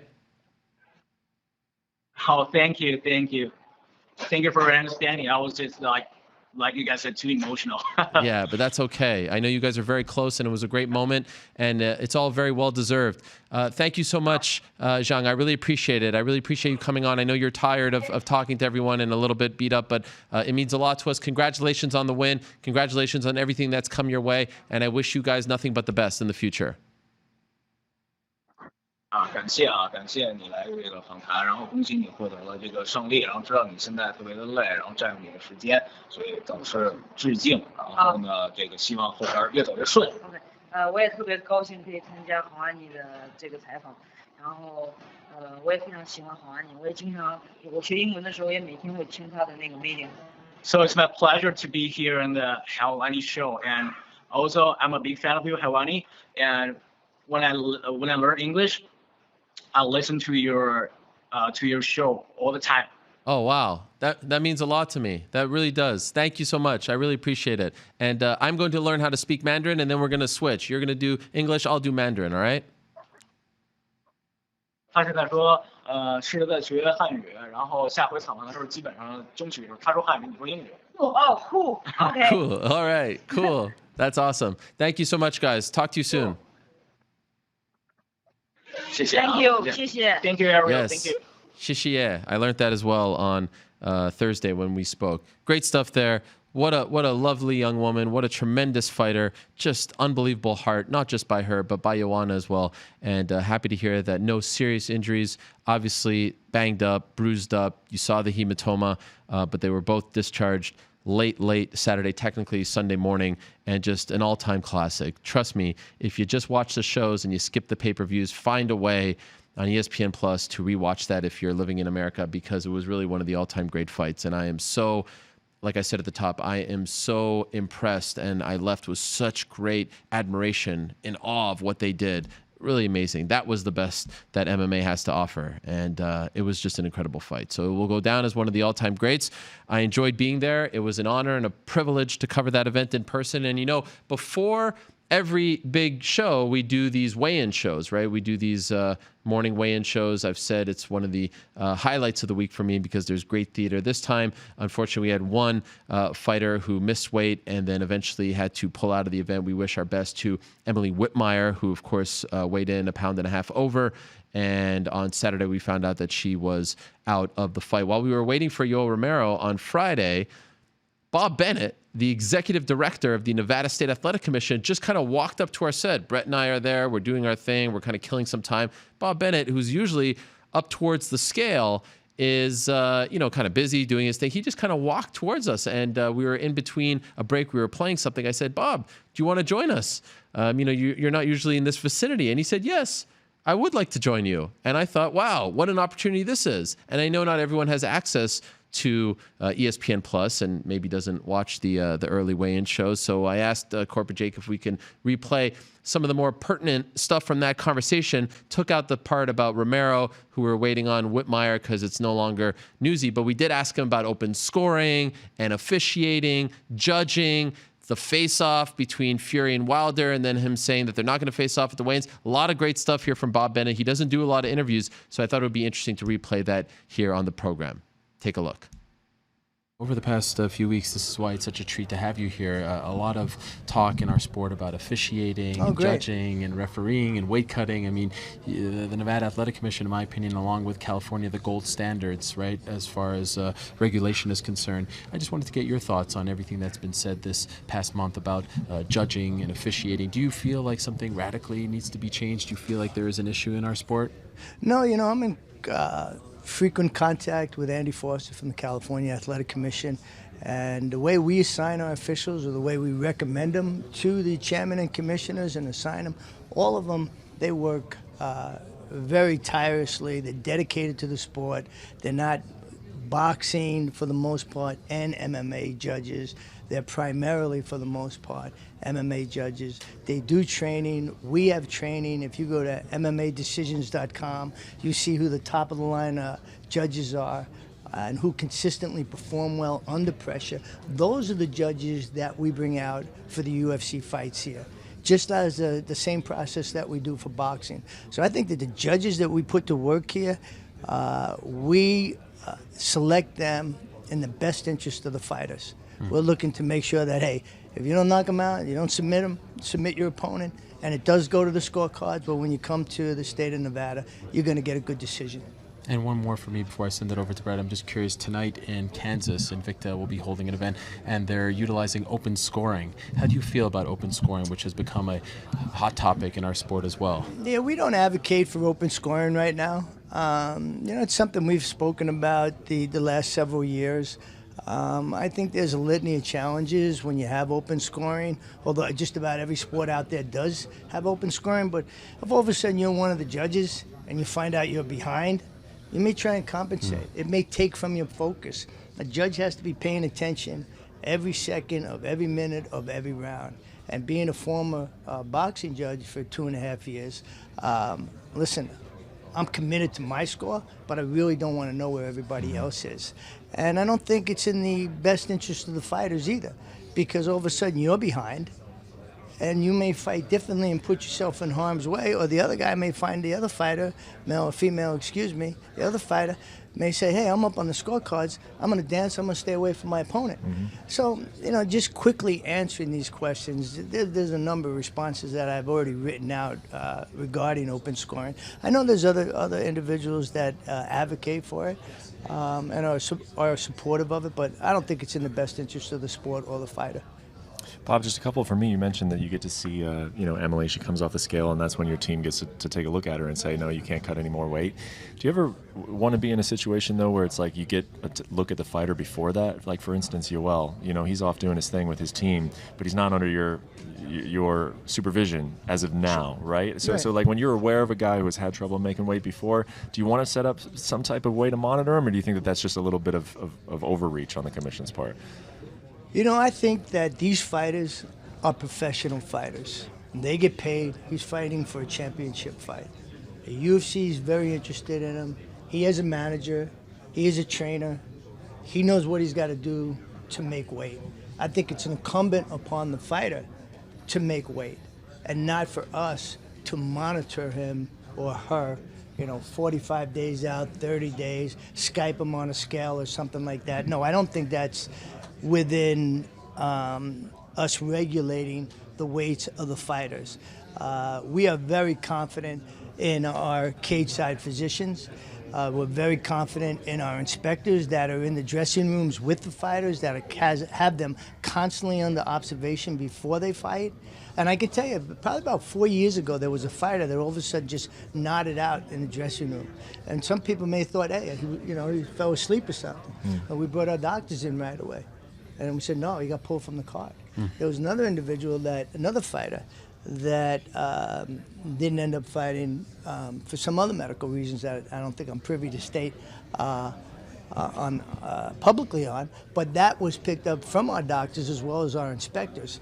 So I think everybody makes a concerted effort to look out for the health and safety of the fighters, but we all go about it just a little bit differently. But our intentions are all honorable, and we're looking out for their safety. Hey, Bob, one more. When Adesanya was on Ariel's show, some people have noticed that he had a little mark on his arm, and that there was some speculation that it might be staph. So I'm just curious. He has completely directly said that it's not staph. But does those types of things pop on your radar? These internet rumors, these photos, and then do you take a closer look at him when he gets in? Yeah, periodically they do. I get different alerts anytime the Nevada State Athletic Commission is mentioned. I go ahead and read it and see if it's applicable. We have an excellent relationship with the UFC and Dr. Davidson. And Dr. Davidson works hand in glove with our doctor on staff, Dr. Timothy Trainer, orthopedic specialist. So when we see anything that may be questionable, they're in contact, and there are documents going back and forth to make sure that we're moving in the right direction of the fighter. We're looking out for the fighter. So yes, periodically, in answer to your question, when it does come up, we work hand in glove with the UFC and any other organization when there's a question mark about their fighter. And by the way, I'd be remiss if I don't ask this question, and forgive me for straying, but it was such a big story a couple weeks ago here in Las Vegas, the return of Tyson Fury. The commission made some news when you ordered them not to square off at the weigh-in. This was a big story, even Conor McGregor weighing in on it, pleading for the commission to rethink your decision to not allow them. But it ended up being a great visual. Could you just explain why? Because I thought that was a fascinating move on your part. Sure. It's one I spoke to Chairman Marnot III about before we made that decision. I recommended it. We brainstormed it, and quite frankly, the press conference was less than professional. Like you can get fighters can get in each other's face. Once they put their hands on each other, a lot of them they flip a switch, and then all of a sudden, we have an altercation. So they already pushed each other once, and Tyson pushed him again, okay? And it was like, really? Yeah. Now, what happens if you slip, you cut your eye, you cut your lip, you roll your ankle, then what are you going to do? What about all the fans that already paid for their tickets, have their flight arrangements, are looking for a fantastic vacation in Vegas, see a great fight, and now because of poor judgment, when you've already been alerted that there could be an issue, that we decided, no, we're not going to have a face-off. And quite frankly, we weren't looking to make a story, but it probably got better PR in the weigh-in than the actual another face-off. And what was really good about it, which was, another team effort, is that top-ranked Mr. Arum and Tom Brown from TGB, they were supportive of our decision. So that always makes it a lot more palatable. Yeah. Could we see more of this? Could we see more? Well, I hope not. Yeah. Well, it's good you have Dana White standing up there for these UFC events. Oh, yeah, right. No shenanigans That's there, right. for the most part. Dana's got things under control. I can think of a few. Yeah, but it was weird having them stand so close with no one in between them. That seemed to be a disaster waiting to happen. So. Exactly. Yeah. And then it comes down to judgment on the commission's part to regulate the event. And quite frankly, people may not think it, but once again, we're looking out for the fighter. If you remember from that presser, Weili even said he was getting tired of waiting for this this rematch. Right. He was ready to go a while ago. Well, what would have happened if one of you two guys would have slipped and hurt yourself, at the press conference? Not only would have you lost out, the fans would have lost out, everybody would have, the promoters, the state. So there you have it. I thought that was a really great conversation, really interesting stuff from Bob Bennett. And like I said, he doesn't do a lot of interviews. I've called California and Nevada the gold standard. I don't think I'm going out on a limb as far as regulation is concerned.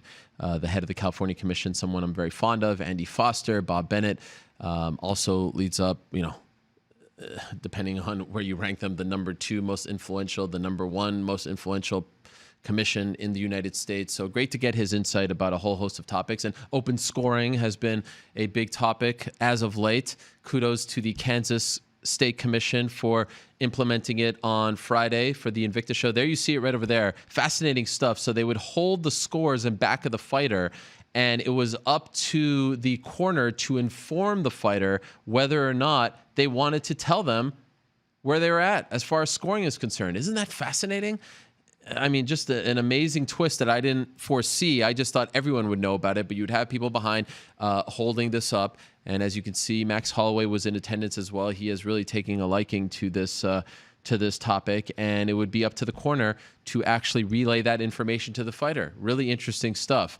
I've reached out to Max and his team to get his feedback, because he's, like I said, really taking a liking to this particular topic and has really been the one. I mean, he doesn't live in Kansas. He flew from Hawaii to Kansas to then Las Vegas to take part in it all, and I thought it was really interesting. So I reached out to his team. Hopefully we'll get to talk to Max about that experience and, of course, his attempt to fight for the belt again later on this year. But for now, I am so excited. I can't even put into words how excited I am to welcome in our next guest. In my opinion, he is a living legend. He's one of the greatest promoters in the history of combat sports. You know him. He is the CEO of Top Rank. He's had a great run as of late. He's the one and only, the living legend himself, Bob Arum. What a great pleasure this is. Bob, how are you? Good, very good. It's great to talk to you again, Bob, and I stress the word again because I don't know if you know this. When I was a young whippersnapper in the business back in 2009, you were promoting Manny Pacquiao versus Miguel Cotto at Yankee Stadium. I spoke to you for the first time. Do you have any recollection of this interview? Yeah, well, that was a great event. I loved doing that fight with Jerry Jones. It was a great fight. Pacquiao Cotto was here, was at the MGM. That was a terrific fight. I mean, Manny surprised everybody by being able to knock Cotto out. That was a major, major victory for him. Yes, and you guys had this media day at Yankee Stadium, which was really cool. And I know you've talked to a gazillion people since then in 2009. I just wanted to play you a quick clip from that conversation to refresh your memory, okay? Here we go. Have you ever been to an MMA fight before? Yeah, it's terrible. Terrible. You would never... These are all my friends. The Fertittas, their father, the late father who died, was a very close friend of mine. Dana White, I admire. These guys have done a marvelous job promoting UFC. They've done extremely well. All hats off to them. But for me, it's junk. It's garbage. Any part of you a little bit upset because of how good they're doing? Is that's why you're taking the shot? No, I love the way they have shown us, because of how well they've been doing in certain aspects to make us adapt. They do an unbelievable job on advertising on the internet. We're following that. They do an unbelievable job in the arena with music and so forth and steaming up the crowd. We're trying to duplicate it. They are great promoters. They are really sensational promoters, and they're really good guys. So I give them all the kudos and all the credit for what they've done. There's no knock on them. These are good class guys who've really built a terrific business. Okay, so this is what I'm wondering, Bob. 11 years later, has your stance on MMA changed at all? Because that's what drew all the headlines, if you recall. Oh, I agree. I mean, my stand is the same. The UFC guys are great promoters. They've done a great job. But as far as I'm concerned, it's trash. I don't like it. I don't like to watch it. I mean, but again, I'm just one person. And obviously, they've built a very big fan base. So all credit for them. But I'm not going to say that this is a sport that I love, because I don't. I really think it's, it really does nothing for me. I don't like to watch it. But again, I'm just one person, and those are my views. And a lot of it could be because of my age and so forth. I mean, I don't know, but I'm not going to kid you here and tell you, oh, I've changed my mind. It's a great sport. I love the mixed martial arts. I don't. I think it's trash. That's fine, and I respect that. It's not for everyone. Different strokes for different folks, and Absolutely correct. yeah, that's totally fine. I think your opinion is of interest because of your great history in the world of combat sports as a promoter. So I was just curious if at all you've changed your stance at all, but that's fine. Just one last question on this. Have you ever been to an MMA event? And if so, what did you think of it? I haven't never been to an MMA event. I've watched it on television once or twice. I just think it doesn't do anything for me, for people engaging in combat that way. I mean, I just don't enjoy it. I don't see the skills particularly. I mean, again, but that's me, uh, you know, and there may be a lot of people or some people who watch mixed martial arts, UFC, who don't like boxing. Hey, that's their choice. Amen. All right. Now, I have to ask you, Bob, and again, it's a great pleasure to have you on. I'm a big fan of what Top Rank is doing, especially these days. It's been an amazing run for you and the team. You are 88 years young, Bob. At some point, do you want to take a step back? Do you want to take a break? Or do you feel just as energized as you did back in 1966? I'm certainly as energized as I've been when I started. I may not be able to get around as quickly as I did before, but my mental faculties are very good. I have a tremendous memory. I love promoting these young fighters, and I think we do a very good job of that. And as long as I can continue doing it, I will. Like my good friend George Foreman said, age is just a number. Mm-hmm. It's different for different people. Some people are old when they're in their 70s. Some people are young when they're in their 80s. It's just a number. It depends on the genes that God gave you. If I would have told you back in 66, 67, that in 2020, at 88 years young, that you'd still be doing this, promoting top-level fights, would you have believed me? Like, did you think this thing had legs? Well, again, the fact that I've been able to continue to do it when I'm, my age, is something that I wouldn't have foreseen. But I knew, based on my family history, that we had the ability to live to a very old age and to be productive. You understand? I want to explain to you this because your audience wouldn't understand. I am an Ashkenazi. My great grandparents came from, and grandparents came from Eastern Europe. Among Ashkenazi men, not all, but many, we have what's called a Y chromosome.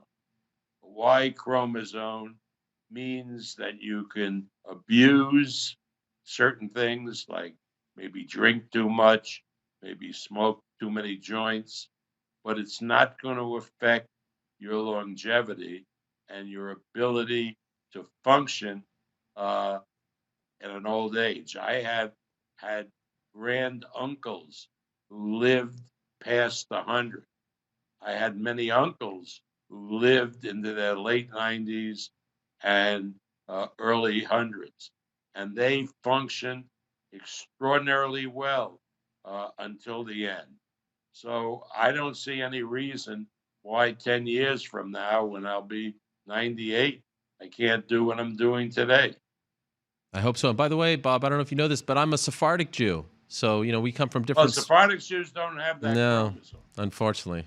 So I'm screwed, right? I'm not going to live as long as you and do the great things that you're doing at your age, but I'm happy that you are and that you're still around doing this at the level that you're doing with the passion that you have always had. Can I ask you, I'm fascinated by promotion. I have said somewhat boldly on this show in the past, Bob, that I think that I could promote better than some of the great promoters in mixed martial arts. I feel very strongly about this. Could you tell me what makes a great promoter? What is the secret to being a great promoter? Well, a great promoter of essence has to take an event and has to get people interested in the event. He has to expand the audience as best he can. For example, when I do a major fight, it's not only to the boxing fans that I'm pitching my promotion, but also to the sports fans and then finally to the general public. So a good promoter is able to expand the base tremendously. Now, again, you take Dana White. He is a very good promoter, and he's been able to build slowly but surely a big audience for MMA, for UFC, which has grown over the years. That's another example of being a good promoter. My strength is to take an event and to reach the general public and get as many eyeballs tuned to the event as possible. So, I mean, that's what I've excelled in. Dana has done a tremendous job building a consistent audience for UFC. Especially now that you're both in business with ESPN, I'd love to see you and Dana shake hands and, kind of bury the hatchet. Do you think that'll ever happen? Let me tell you the God's honest truth. I have never, ever met Dana White. I have never, ever talked to Dana White. Again, all this idea of a feud is sort of nonsense that we throw out to the press when it benefits an event that we're doing or something. But I don't know who Dana White is as a person. I have never, ever met him or had any conversation with him. How do you like that? I mean, I'm surprised because I know you guys have gone back and forth over the years. Not even a conversation. You live in Las Vegas. Again, that's publicity. I have never met him or talked to him. Okay, fair enough. Now, you are coming off a great event just a couple of weeks ago in Las Vegas, Tyson Fury against Deontay Wilder. As far as the big events that you've promoted, where did that one rank? Because I thought between having ESPN and Fox come together, it felt like a really big deal. Well, that was essentially what made it, I think, the event that it was. The fact that you had these two major networks cooperating and publicizing the event. And I hope that we'll have that in the future.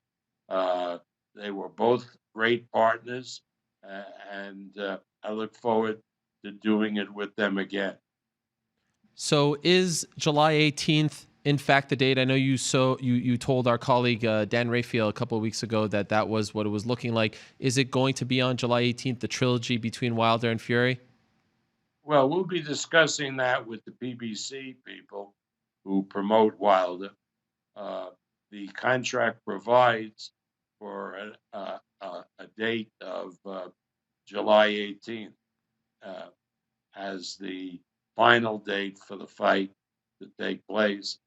But of course, we will be discussing all options in the next day or so. So it could technically happen before July 18th, just not after July 18th.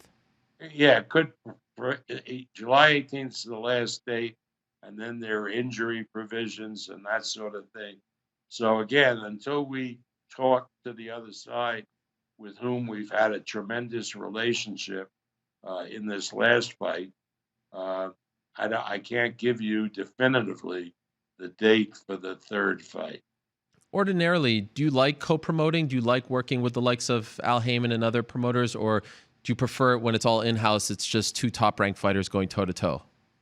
Well, generally, we like to do it ourselves, but there is an advantage doing it with a co-promoter that knows what they're doing, because you get more people in the mix and different ideas, some of which could be a lot better than the ideas that we have.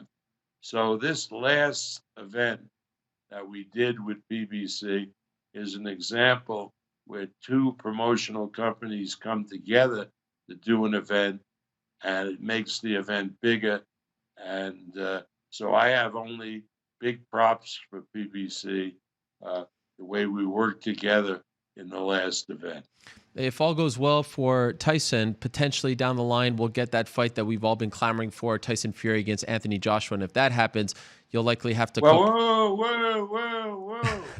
Anthony Joshua is getting knocked out. Listen to me. Yes. Anthony Joshua is getting knocked out in June 20 at Tottenham Stadium in London by my guy, Kubrat Pulla. Take it to the bank. There won't be an Anthony Joshua after June 20. Fair enough. But if there is, or at some point, if he does in fact fight Tyson Fury, you'll have to co-promote with Eddie Hearn. What do you think of young Edward Hearn? We're talking about promotion, right, and promoters and what makes a good promoter. He's sort of burst onto the scene over the last couple of years. How do you feel about his style? Well, you have to understand that Eddie's father, Barry, is a tremendous friend of mine, that back in the day, we promoted a lot of fights together, all very, very good, positive experiences. I've done fights now with Eddie, and I have a lot of more praise for him than condemnation. He's done certain things wrong, not dishonest, but certain things wrong.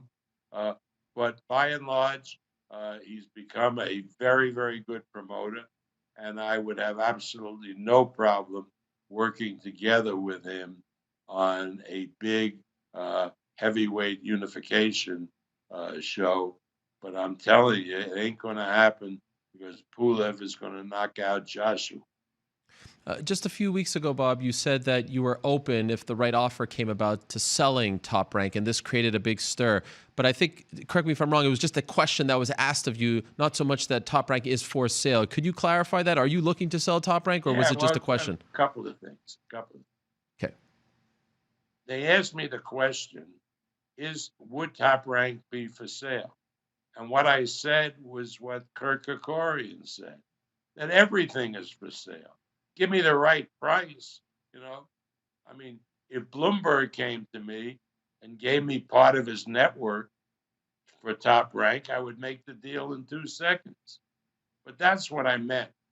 And what we would be more open to, because we want to expand internationally, is to have a strategic partner come in and work with them to give us the wherewithal to open up offices all over the world.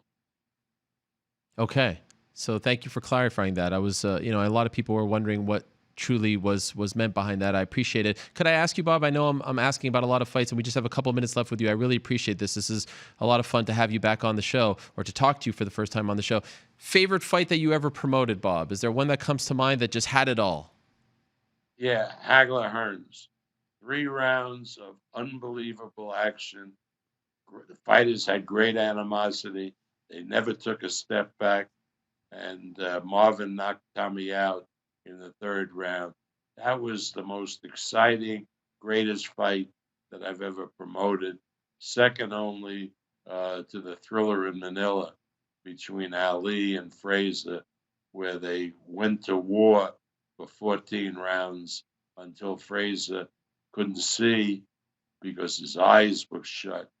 And they stopped, Eddie Fudge stopped the fight after the 14th round. So those were, I've had some great fights and great events, but those 2 fights stick in my memory as being very, very special. Any chance you try to recreate something like the Thriller in Manila with Wilder Fury 3 and do it outside of Las Vegas? That's always a possibility, certainly. Certainly. And I think if Joshua survives a Pulev fight, a Fury-Joshua fight, would pretty much definitely take place outside of Vegas, whether in the UK or in the Mideast. But again, Fury loves Vegas. Vegas really is Tyson Fury's kind of town, just the way it was Elvis Presley's town. So it's going to be tough to get Tyson Fury away from Vegas. But I would think that a Fury-Joshua fight would take place more likely in England or in the Mideast.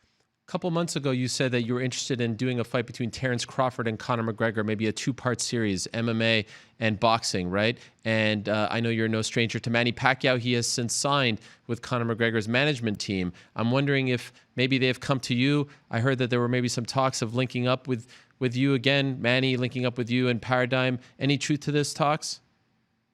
Well, we're exploring the whole situation, but as far as I know, PBC still has one option with Manny, which would mean us working together closely with PBC if we were to promote a fight for Manny Pacquiao. But that's something that I'll, when the time comes, I'll discuss with Al Heyman. Any chance we see a Terrence Crawford Errol Spence fight in the near future now that we're in this co-promotion mood? I would venture to say that absent the accident that happened to Spence, we would now be talking about a Crawford Spence fight with a date and a venue firmly in place.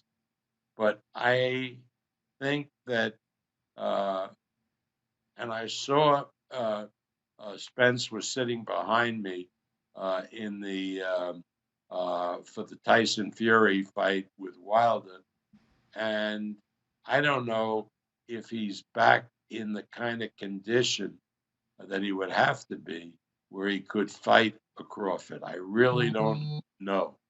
So again, I'm not pushing it because I don't want him to go into a fight not prepared with an opponent like Terrence Crawford. And 2 last quick things. Lopez Lomachenko, is that going to happen at Madison Square Garden in May? Yeah, hopefully we'll get this coronavirus thing under control so we can count on doing the event in a big arena like Madison Square Garden. But we're sorting through everything, and we hope to have an announcement shortly about that fight. Okay, yes, because I know that it has become obviously a global issue. It actually canceled one of your events overseas not that long ago. Speaking of which, I'm a huge fan of Shakur Stevenson's. He comes back to action March 14th at Madison Square Garden, so that's coming up as well. That's going to be good, right? We're good with that one. That one won't be affected, correct? That's Saturday night. Yep. We're good with that one. Yeah, we'll get that in. Mariaga and Shakur Stevenson. And then a few days later, the same arena, the theater at Madison Square Garden, Mick Conlan, the Irish star, will be performing and fighting in, I think, his fourth straight St. Patrick's Day event. And we have Paddy Donovan, a big superstar from Northern Ireland. No, he's from Limerick, so regular Ireland. And he'll be fighting a tremendous prospect middleweight.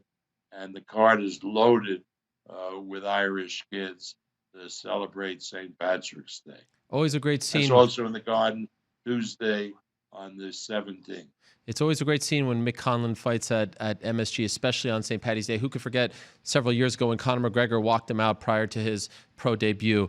That was a really cool thing that he did, and I think a lot of people remember that. They're really good friends. All these Irish kids root and pull for one another. There's Carl Frampton or Mick Conlan or Paddy Donovan, and Conor McGregor is part of that group. Bob, this has been a real pleasure for me. Thank you so much. I really appreciate it. Continued success, best of health to you, and continued success to the entire team at Top Rank. You know, we may not agree on MMA and whether or not it's entertaining, but I have great respect for what you've accomplished throughout your career, and I'm a huge fan of what you guys are doing at Top Rank. So thank you very much for the time.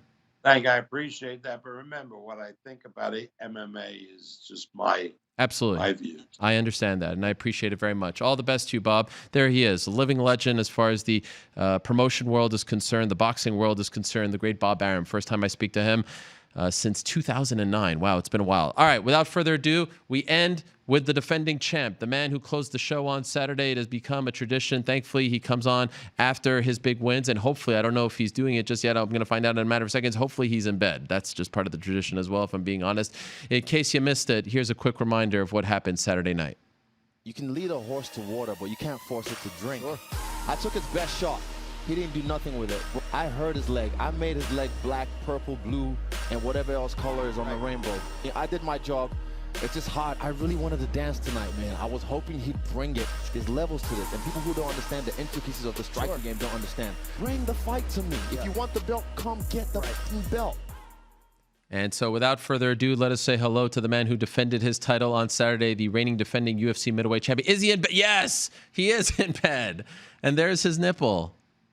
Hello, sir. How are you? I'm good, brother. What's up? I'm doing well. Did we wake you up?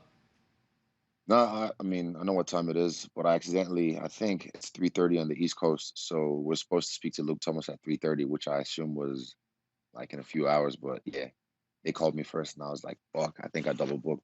Uh-oh. But yeah, we'll sort that out. Yeah, it's all good.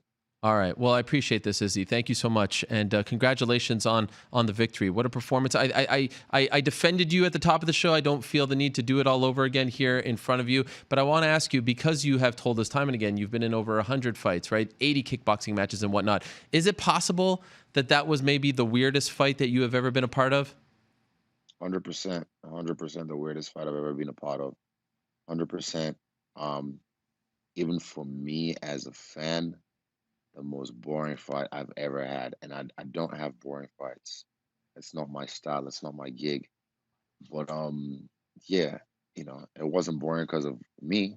It was not boring because of me, because you can just check my resume and see that I come to fight. I'm not an actor. I'm a fighter. In the first 90 seconds, when you see him just kind of standing there and it takes him almost 2.5 minutes just to throw his first strike, what are you thinking in that moment? Like for me, I was just thinking, don't give in, don't get frustrated. So then I thought, okay, it sounds stupid. Like, oh, there's a guy standing there not doing anything. You should go hit him, right? But He's not doing anything. He's 100% defense, and he's waiting for that split second so he can unload that knockout blow. And he did. I mean, at one point, I had my foot from the outside. I attacked with my foot on the inside. I can't remember, was I southpaw or orthodox? And then as soon as I blitz in, he lets go of that left hand and cracks me. Never rocked me, never hurt me, never dazed me, never flashed me. But he cracks me with this. I could feel the thud. I was like, ooh, don't get hit by that again. So if that was his game plan for him to just sit there and hopefully I'll come to him and he can crack me, that's a really shitty game plan because he said prior to the fight, I got to knock him out. I have the perfect shot. And since that, he was trying to land that left hand all night. But I mean, the rest of it were missing. He only landed that one good shot in the first round. So that's the only reason I give him the first round because he had me compromised. And also, disclaimer, when he cracked me, he hurt my eye. Like he compromised my eye with my vision, and I could see two Romeros. When Silva did that in the second round, when Anderson Silva, who is an older guy as well, did that in the second round, what did he do? He pressed the action. He came looking, trying to finish, and I was on my bicycle, and I was shucking and driving. Then I started countering as well.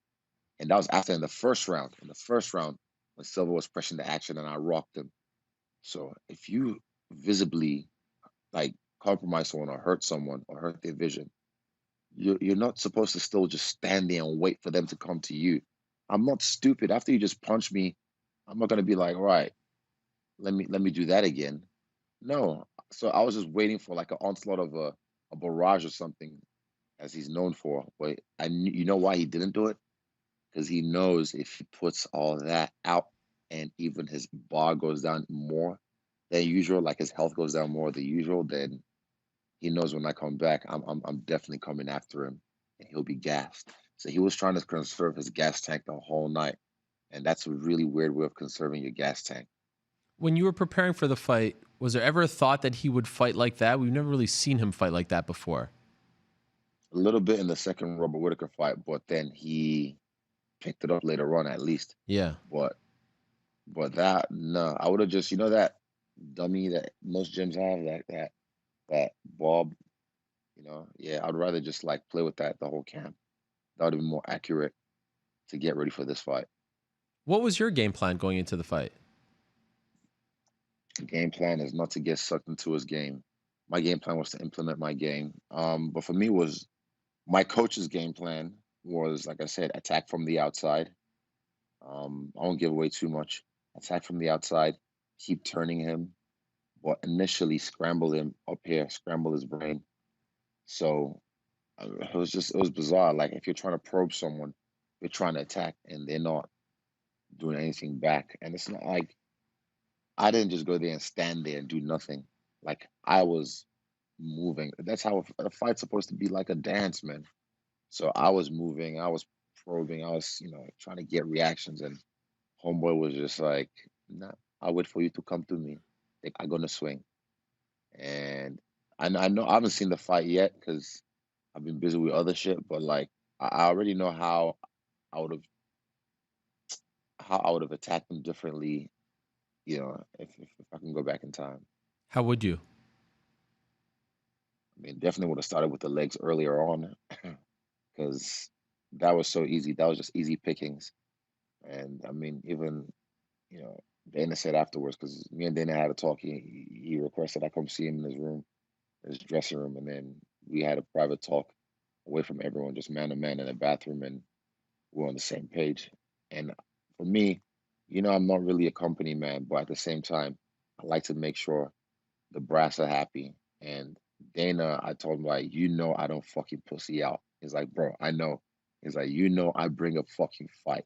He's like, you don't have to tell me. I know if someone comes to fight, you fucking fight. And this guy didn't do shit. He was just waiting there, like your last shot at the title, blah, blah, blah, blah, blah. And then for me, I was like, all right, cool.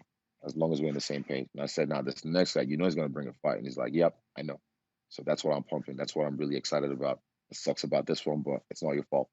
I was like, yep, cool, thank you. So, I mean, as long as they know, then my money don't get fucked up. and we're good. So he asked for the meeting to maybe clear the air to find out what you were thinking Yeah. in the fight? No, I mean, he asked for the meeting, post his press conference, because sometimes you know how the media likes to twist questions and stuff like that. So then we just talked and we were on the same page, and I was like, "Yep, cool, yeah, I agree." And then we just kept it rolling. Is there any part of you, one of the byproducts of a fight like this is we have very short-term memories in this game. And so now all of a sudden you're a boring fighter, you're a scared fighter, things like that. Are you I am. Are you afraid that this is going to, hit your promotional, buzz and things like that? Yeah, that word. Stock goes up and down. That's the nature of the stocks. They fluctuate. So I mean, if the stock goes down from this fight, I don't think so. I think it goes up, but it just doesn't goes up as high as I anticipated.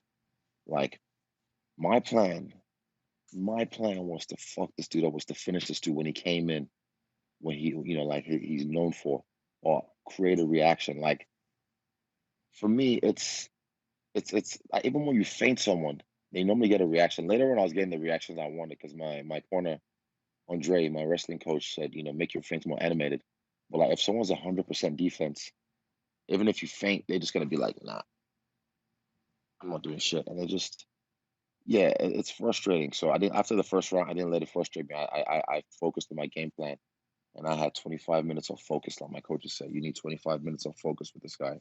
You can't he almost bores you in a way. Like it's weird. He almost bores you in a way to the point where you're like, right, I gotta make something happen. It's not up to you. When you have something to protect and people want that stuff, they have to come get it. That's how this works. Especially if this is your last chance, your fourth and last chance at trying to get that. You should go out. Even in the fourth round, the fifth round, I'm like, right, he's gonna come heavy now. But he was just so scared of unloading and then having to deplete a gas tank, and then I'll take advantage of that. But yeah, I mean, a guy like Kelvin, he's a guy that, and Ricker as well, they came after it. They brought it. They brought the fucking fight. And you know me, I can go after it. I bring the fucking fight. But I'm not going to go after it when I'm the one with everything to lose. I went after it. I probed it. I was like, are we going to do this? But then if you're going to stand there for fucking 2.5 minutes and just look at me, I'm going to be like, right, fuck you. And then in the last 20 seconds, he gets off animated and shit like that. And I'm just like, are you? I know, like, he's a really good actor, man. I've said that from the weigh-ins, like his dramatics. I think it's because he's Spanish or Latino or Cubano. Like the dramatics in him is very profound.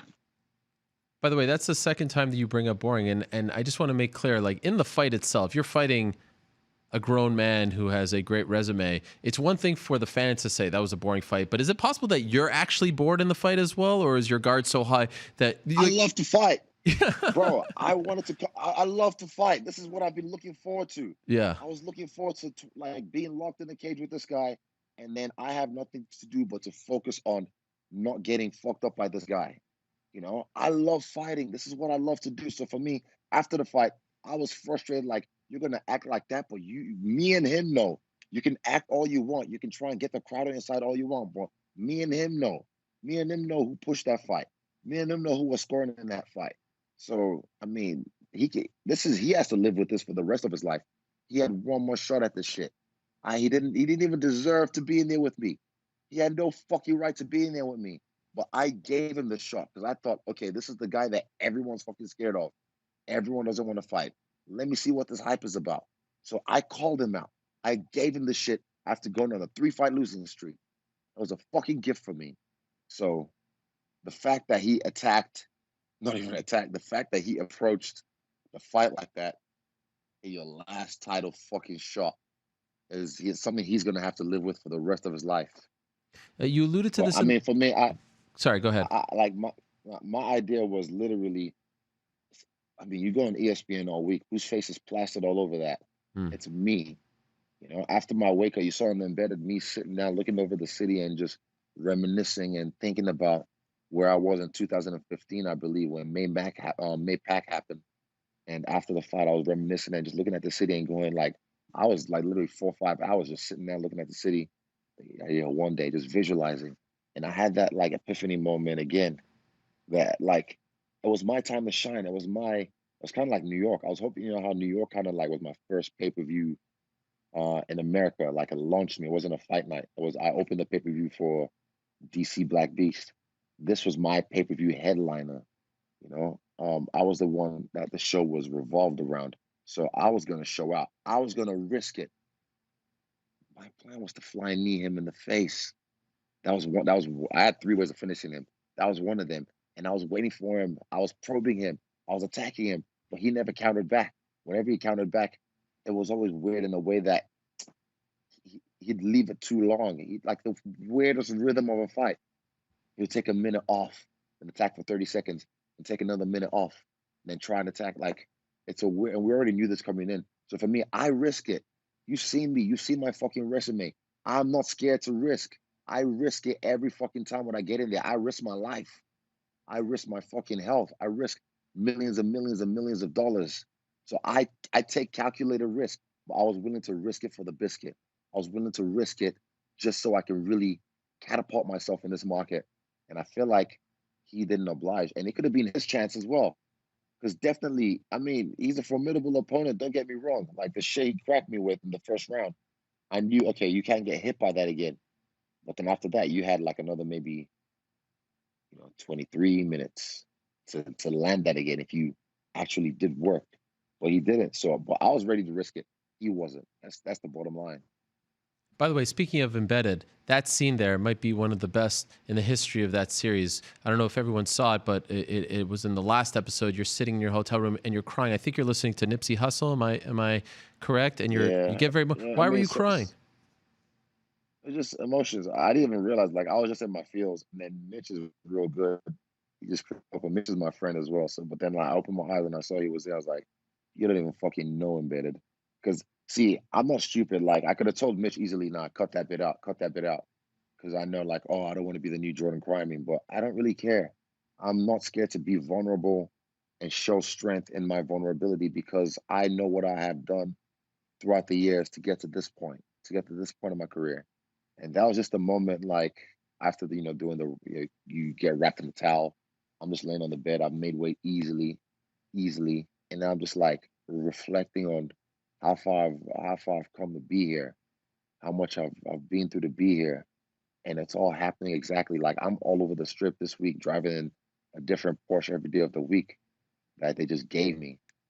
I'm seeing my face on every fucking billboard. On ESPN, my face is everywhere. Exactly the way I planned, exactly the way I seen it. So for me, it was just a moment like of gratitude, just like, yes, like if you really, like, what do you say? Go. You have a goal, you go.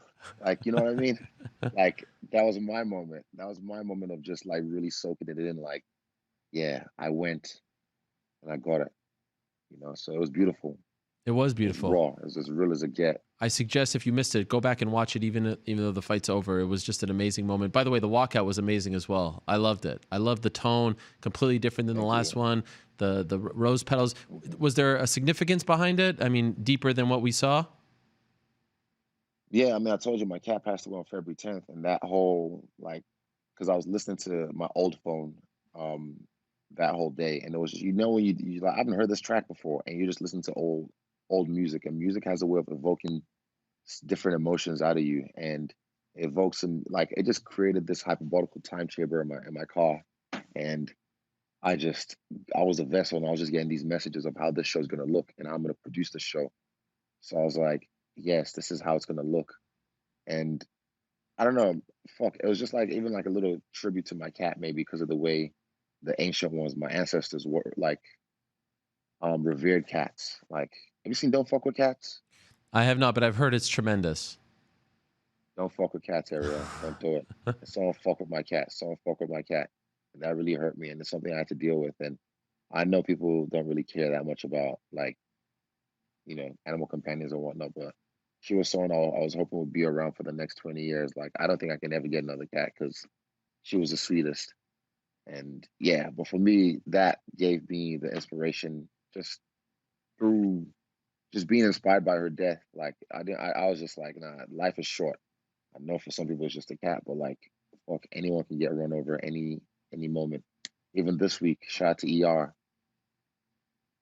my man. I never got to meet him, but ER the brawler, Zarius Moore, the enforcer, a Crump King, he passed away, and you know, it still got to like, I mean, it still gets to you. It still lets you know that death is everywhere. Like death is around me lately. It's just weird.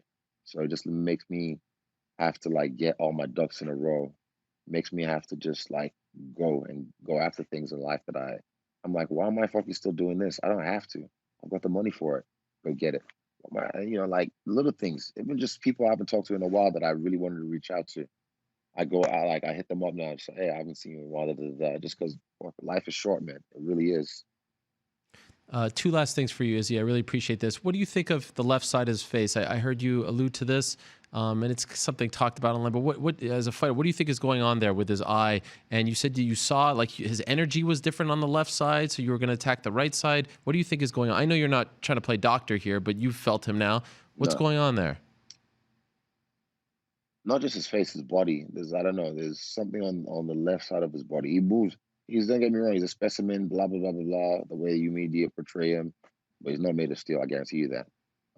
If he has it's malleable steel, very very malleable steel.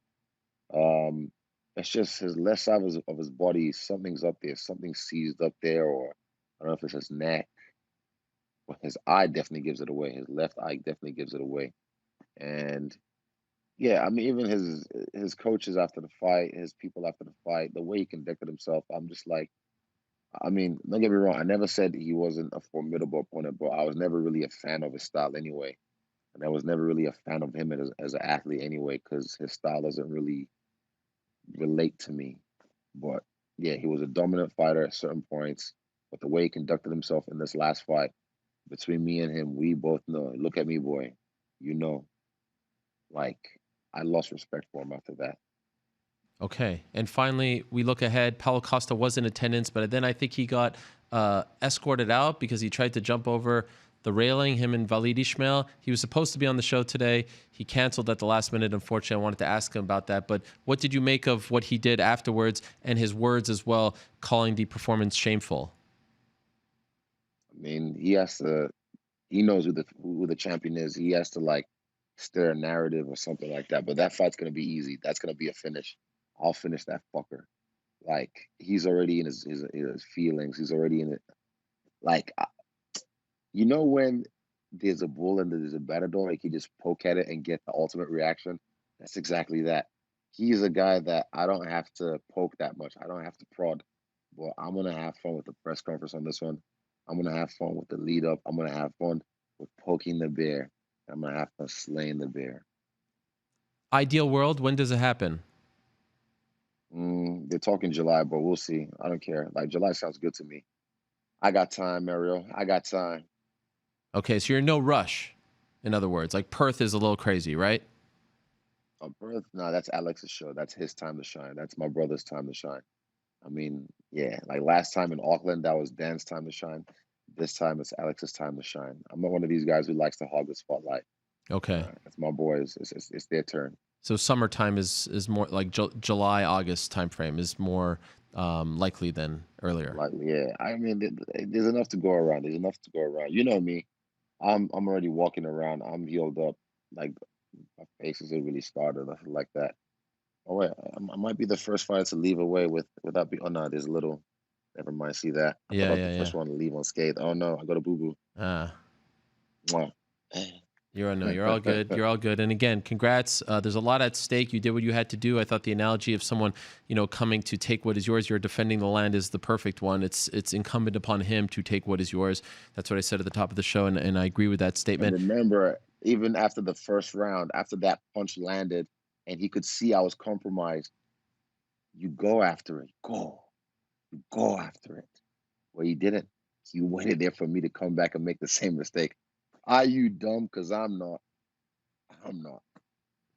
Izzy, thank you so much. Congrats on the win. Enjoy it. And we'll talk to you soon. Always appreciate you coming on. I was worried. I told Ash I was worried that this was the fight that you went big time on us. What's your name again? But in the end, it's coming. By the way, it's coming.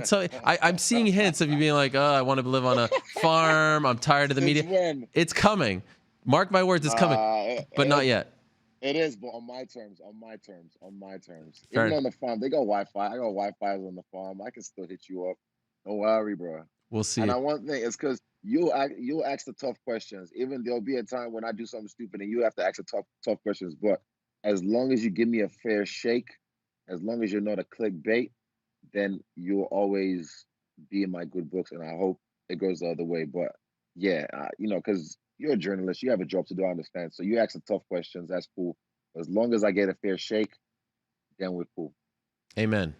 That will be the case from here on Amen. out. L'chaim, my brother. L'chaim, my man. L'chaim. Enjoy. Mazel tov. There he is. Israel Adesanya, the man himself, the reigning defending UFC middleweight champion. What a performance. What a night. I mean, look, co-main event. Who thought it would be that good? So you can make a case that that gave you your money's worth. And there was something to be said for what he did. He explained it perfectly there. He really did. Now, again, is this the kind of fight that you pop into the VCR? If you have a VCR, does anyone have VCRs? Is it the kind of fight you pop in there if you want to get someone to love MMA? No. But guess what? You know what else you could do? You know what you could do? You could pop in Izzy versus, I don't know, Robert Whittaker, Kelvin Gastelum. So, you know, I did ask Yoel Romero to come on the show. You probably know that. He sent me this tweet. Sorry, I no-go on your show at Ariel Helwani. I am trying to walk on my leg. Hashtag People's Champ. You see him on Saturday. He was doing the salsa after Mike Bond asked him a question at the press conference. Today he appears to be taking a bit of a stroll back home in Miami, in South Florida. So in the end, he doesn't win the belt. Izzy retains. Zhang Weili retains. Up next for the UFC this weekend, they're in Brasilia. Kevin Lee against Charles Oliveira. What a great fight that is. Also, Gilbert Burns against Damian Maia. If you're a BJJ fan, woo-wee. The return of Johnny Walker. There's Bellator this weekend at Mohegan Sun. It's not Josh Barnett fighting. It's Matt Mitrione. They had a big Bellator press conference today in New York. They did it on a Monday. I mean, how are you going to do it on a Monday? I can't attend. I live in New York. I mean, really, we could have thought that went through, if I'm being honest. But anyway, for now, we are out of time. It has been a fun show. It has been a very eclectic show. When you have the likes of Bob Arum, you have the likes of Jay Park, Israel Adesanya, Zhang Weili. It's one of my favorite shows of the year. Valentina Shevchenko. And I think it's going to be a big week for us, my friends. Stay tuned. I think it's going to be a big week. But for now, we shall say goodbye. I want to thank all of you for tuning in. As always love the post-pay-per-view shows. Didn't go to sleep Saturday. Went straight to the airport. Was feeling a little out of it yesterday. Had to take my dog, my poor Matcha, to the emergency care. She injured her paw. She's doing okay. Thanks to all who sent in their good wishes. Now I'm going to go home and cuddle with her, okay? Cuddle. Could you remember the first time that we spoke about her on the show with New York Rick? Now here I am cuddling at emergency care. We can all change. For now, though, thank you very much to Sean O'Malley. Thank you very much to Neil Magny. Congratulations to both of them on the big win. Thank you very much to Jay Park. Thank you very much, and happy birthday to Valentina Shevchenko. Also to Dominic Cruz. Thank you very much to Zhang Weili. Appreciate her stopping by. Congratulations, sir. Thank you very much to the great Bob Arum, and thank you very much, and congrats again to Israel Adesanya. Back next week, same time and place. Until then, I say peace. I'm out of here. I have to say this to you, Valentina. Happy birthday to you. Thank you. Just hours after my wife's giving birth, and I get a notification from your side like, hey man, we're at your doorstep and no one's answering the door. The reigning defending UFC middleweight champion. Is he in bed? Yes, he is in bed. And there's his nipple. Would it be fair to say that you weren't all that impressed with Zhang in this fight? She did good. She's strong, but you could see now she has this struggle. UFC guys are great promoters. They've done a great job. But as far as I'm concerned, it's trash. I don't like it. I don't like to watch it. I mean, but again, I'm just one person. You still have the braids in. When do you take those out? I don't know. That's a good question, Ariel. Well, thank you. Did she bring you flowers, a balloon, a stuffed animal, anything? Nope, brought me 3 cups to choose from. Like, all right, Dave, let's go. Is it possible that was maybe the weirdest fight that you have ever been a part of? 100% the weirdest fight I've ever been a part of. Tyson Fury against Anthony Joshua, and if that happens, you'll likely have to... Whoa. Anthony Joshua is getting knocked out in June 20 at Tottenham Stadium in London by my guy, Kubrat Pula. Take it to the bank. Is it true you have the baseball that Tony Ferguson gave you with you over there? Oh, sorry. No problem. There it is. And you just had to sit there, and they're eating tremendous food. All week. So all week, it's pretty much me following them around, going out to eat, and I'm watching. I could feel the thud. I was like, ooh, don't get hit by that again. Tulgan Hunin Menen. It's correct. Now you speak Kyrgyz. I'm going to learn how to speak Mandarin, and then we're going to switch. You're going to do English, I'll do Mandarin, all right? Cool. Okay. Cool.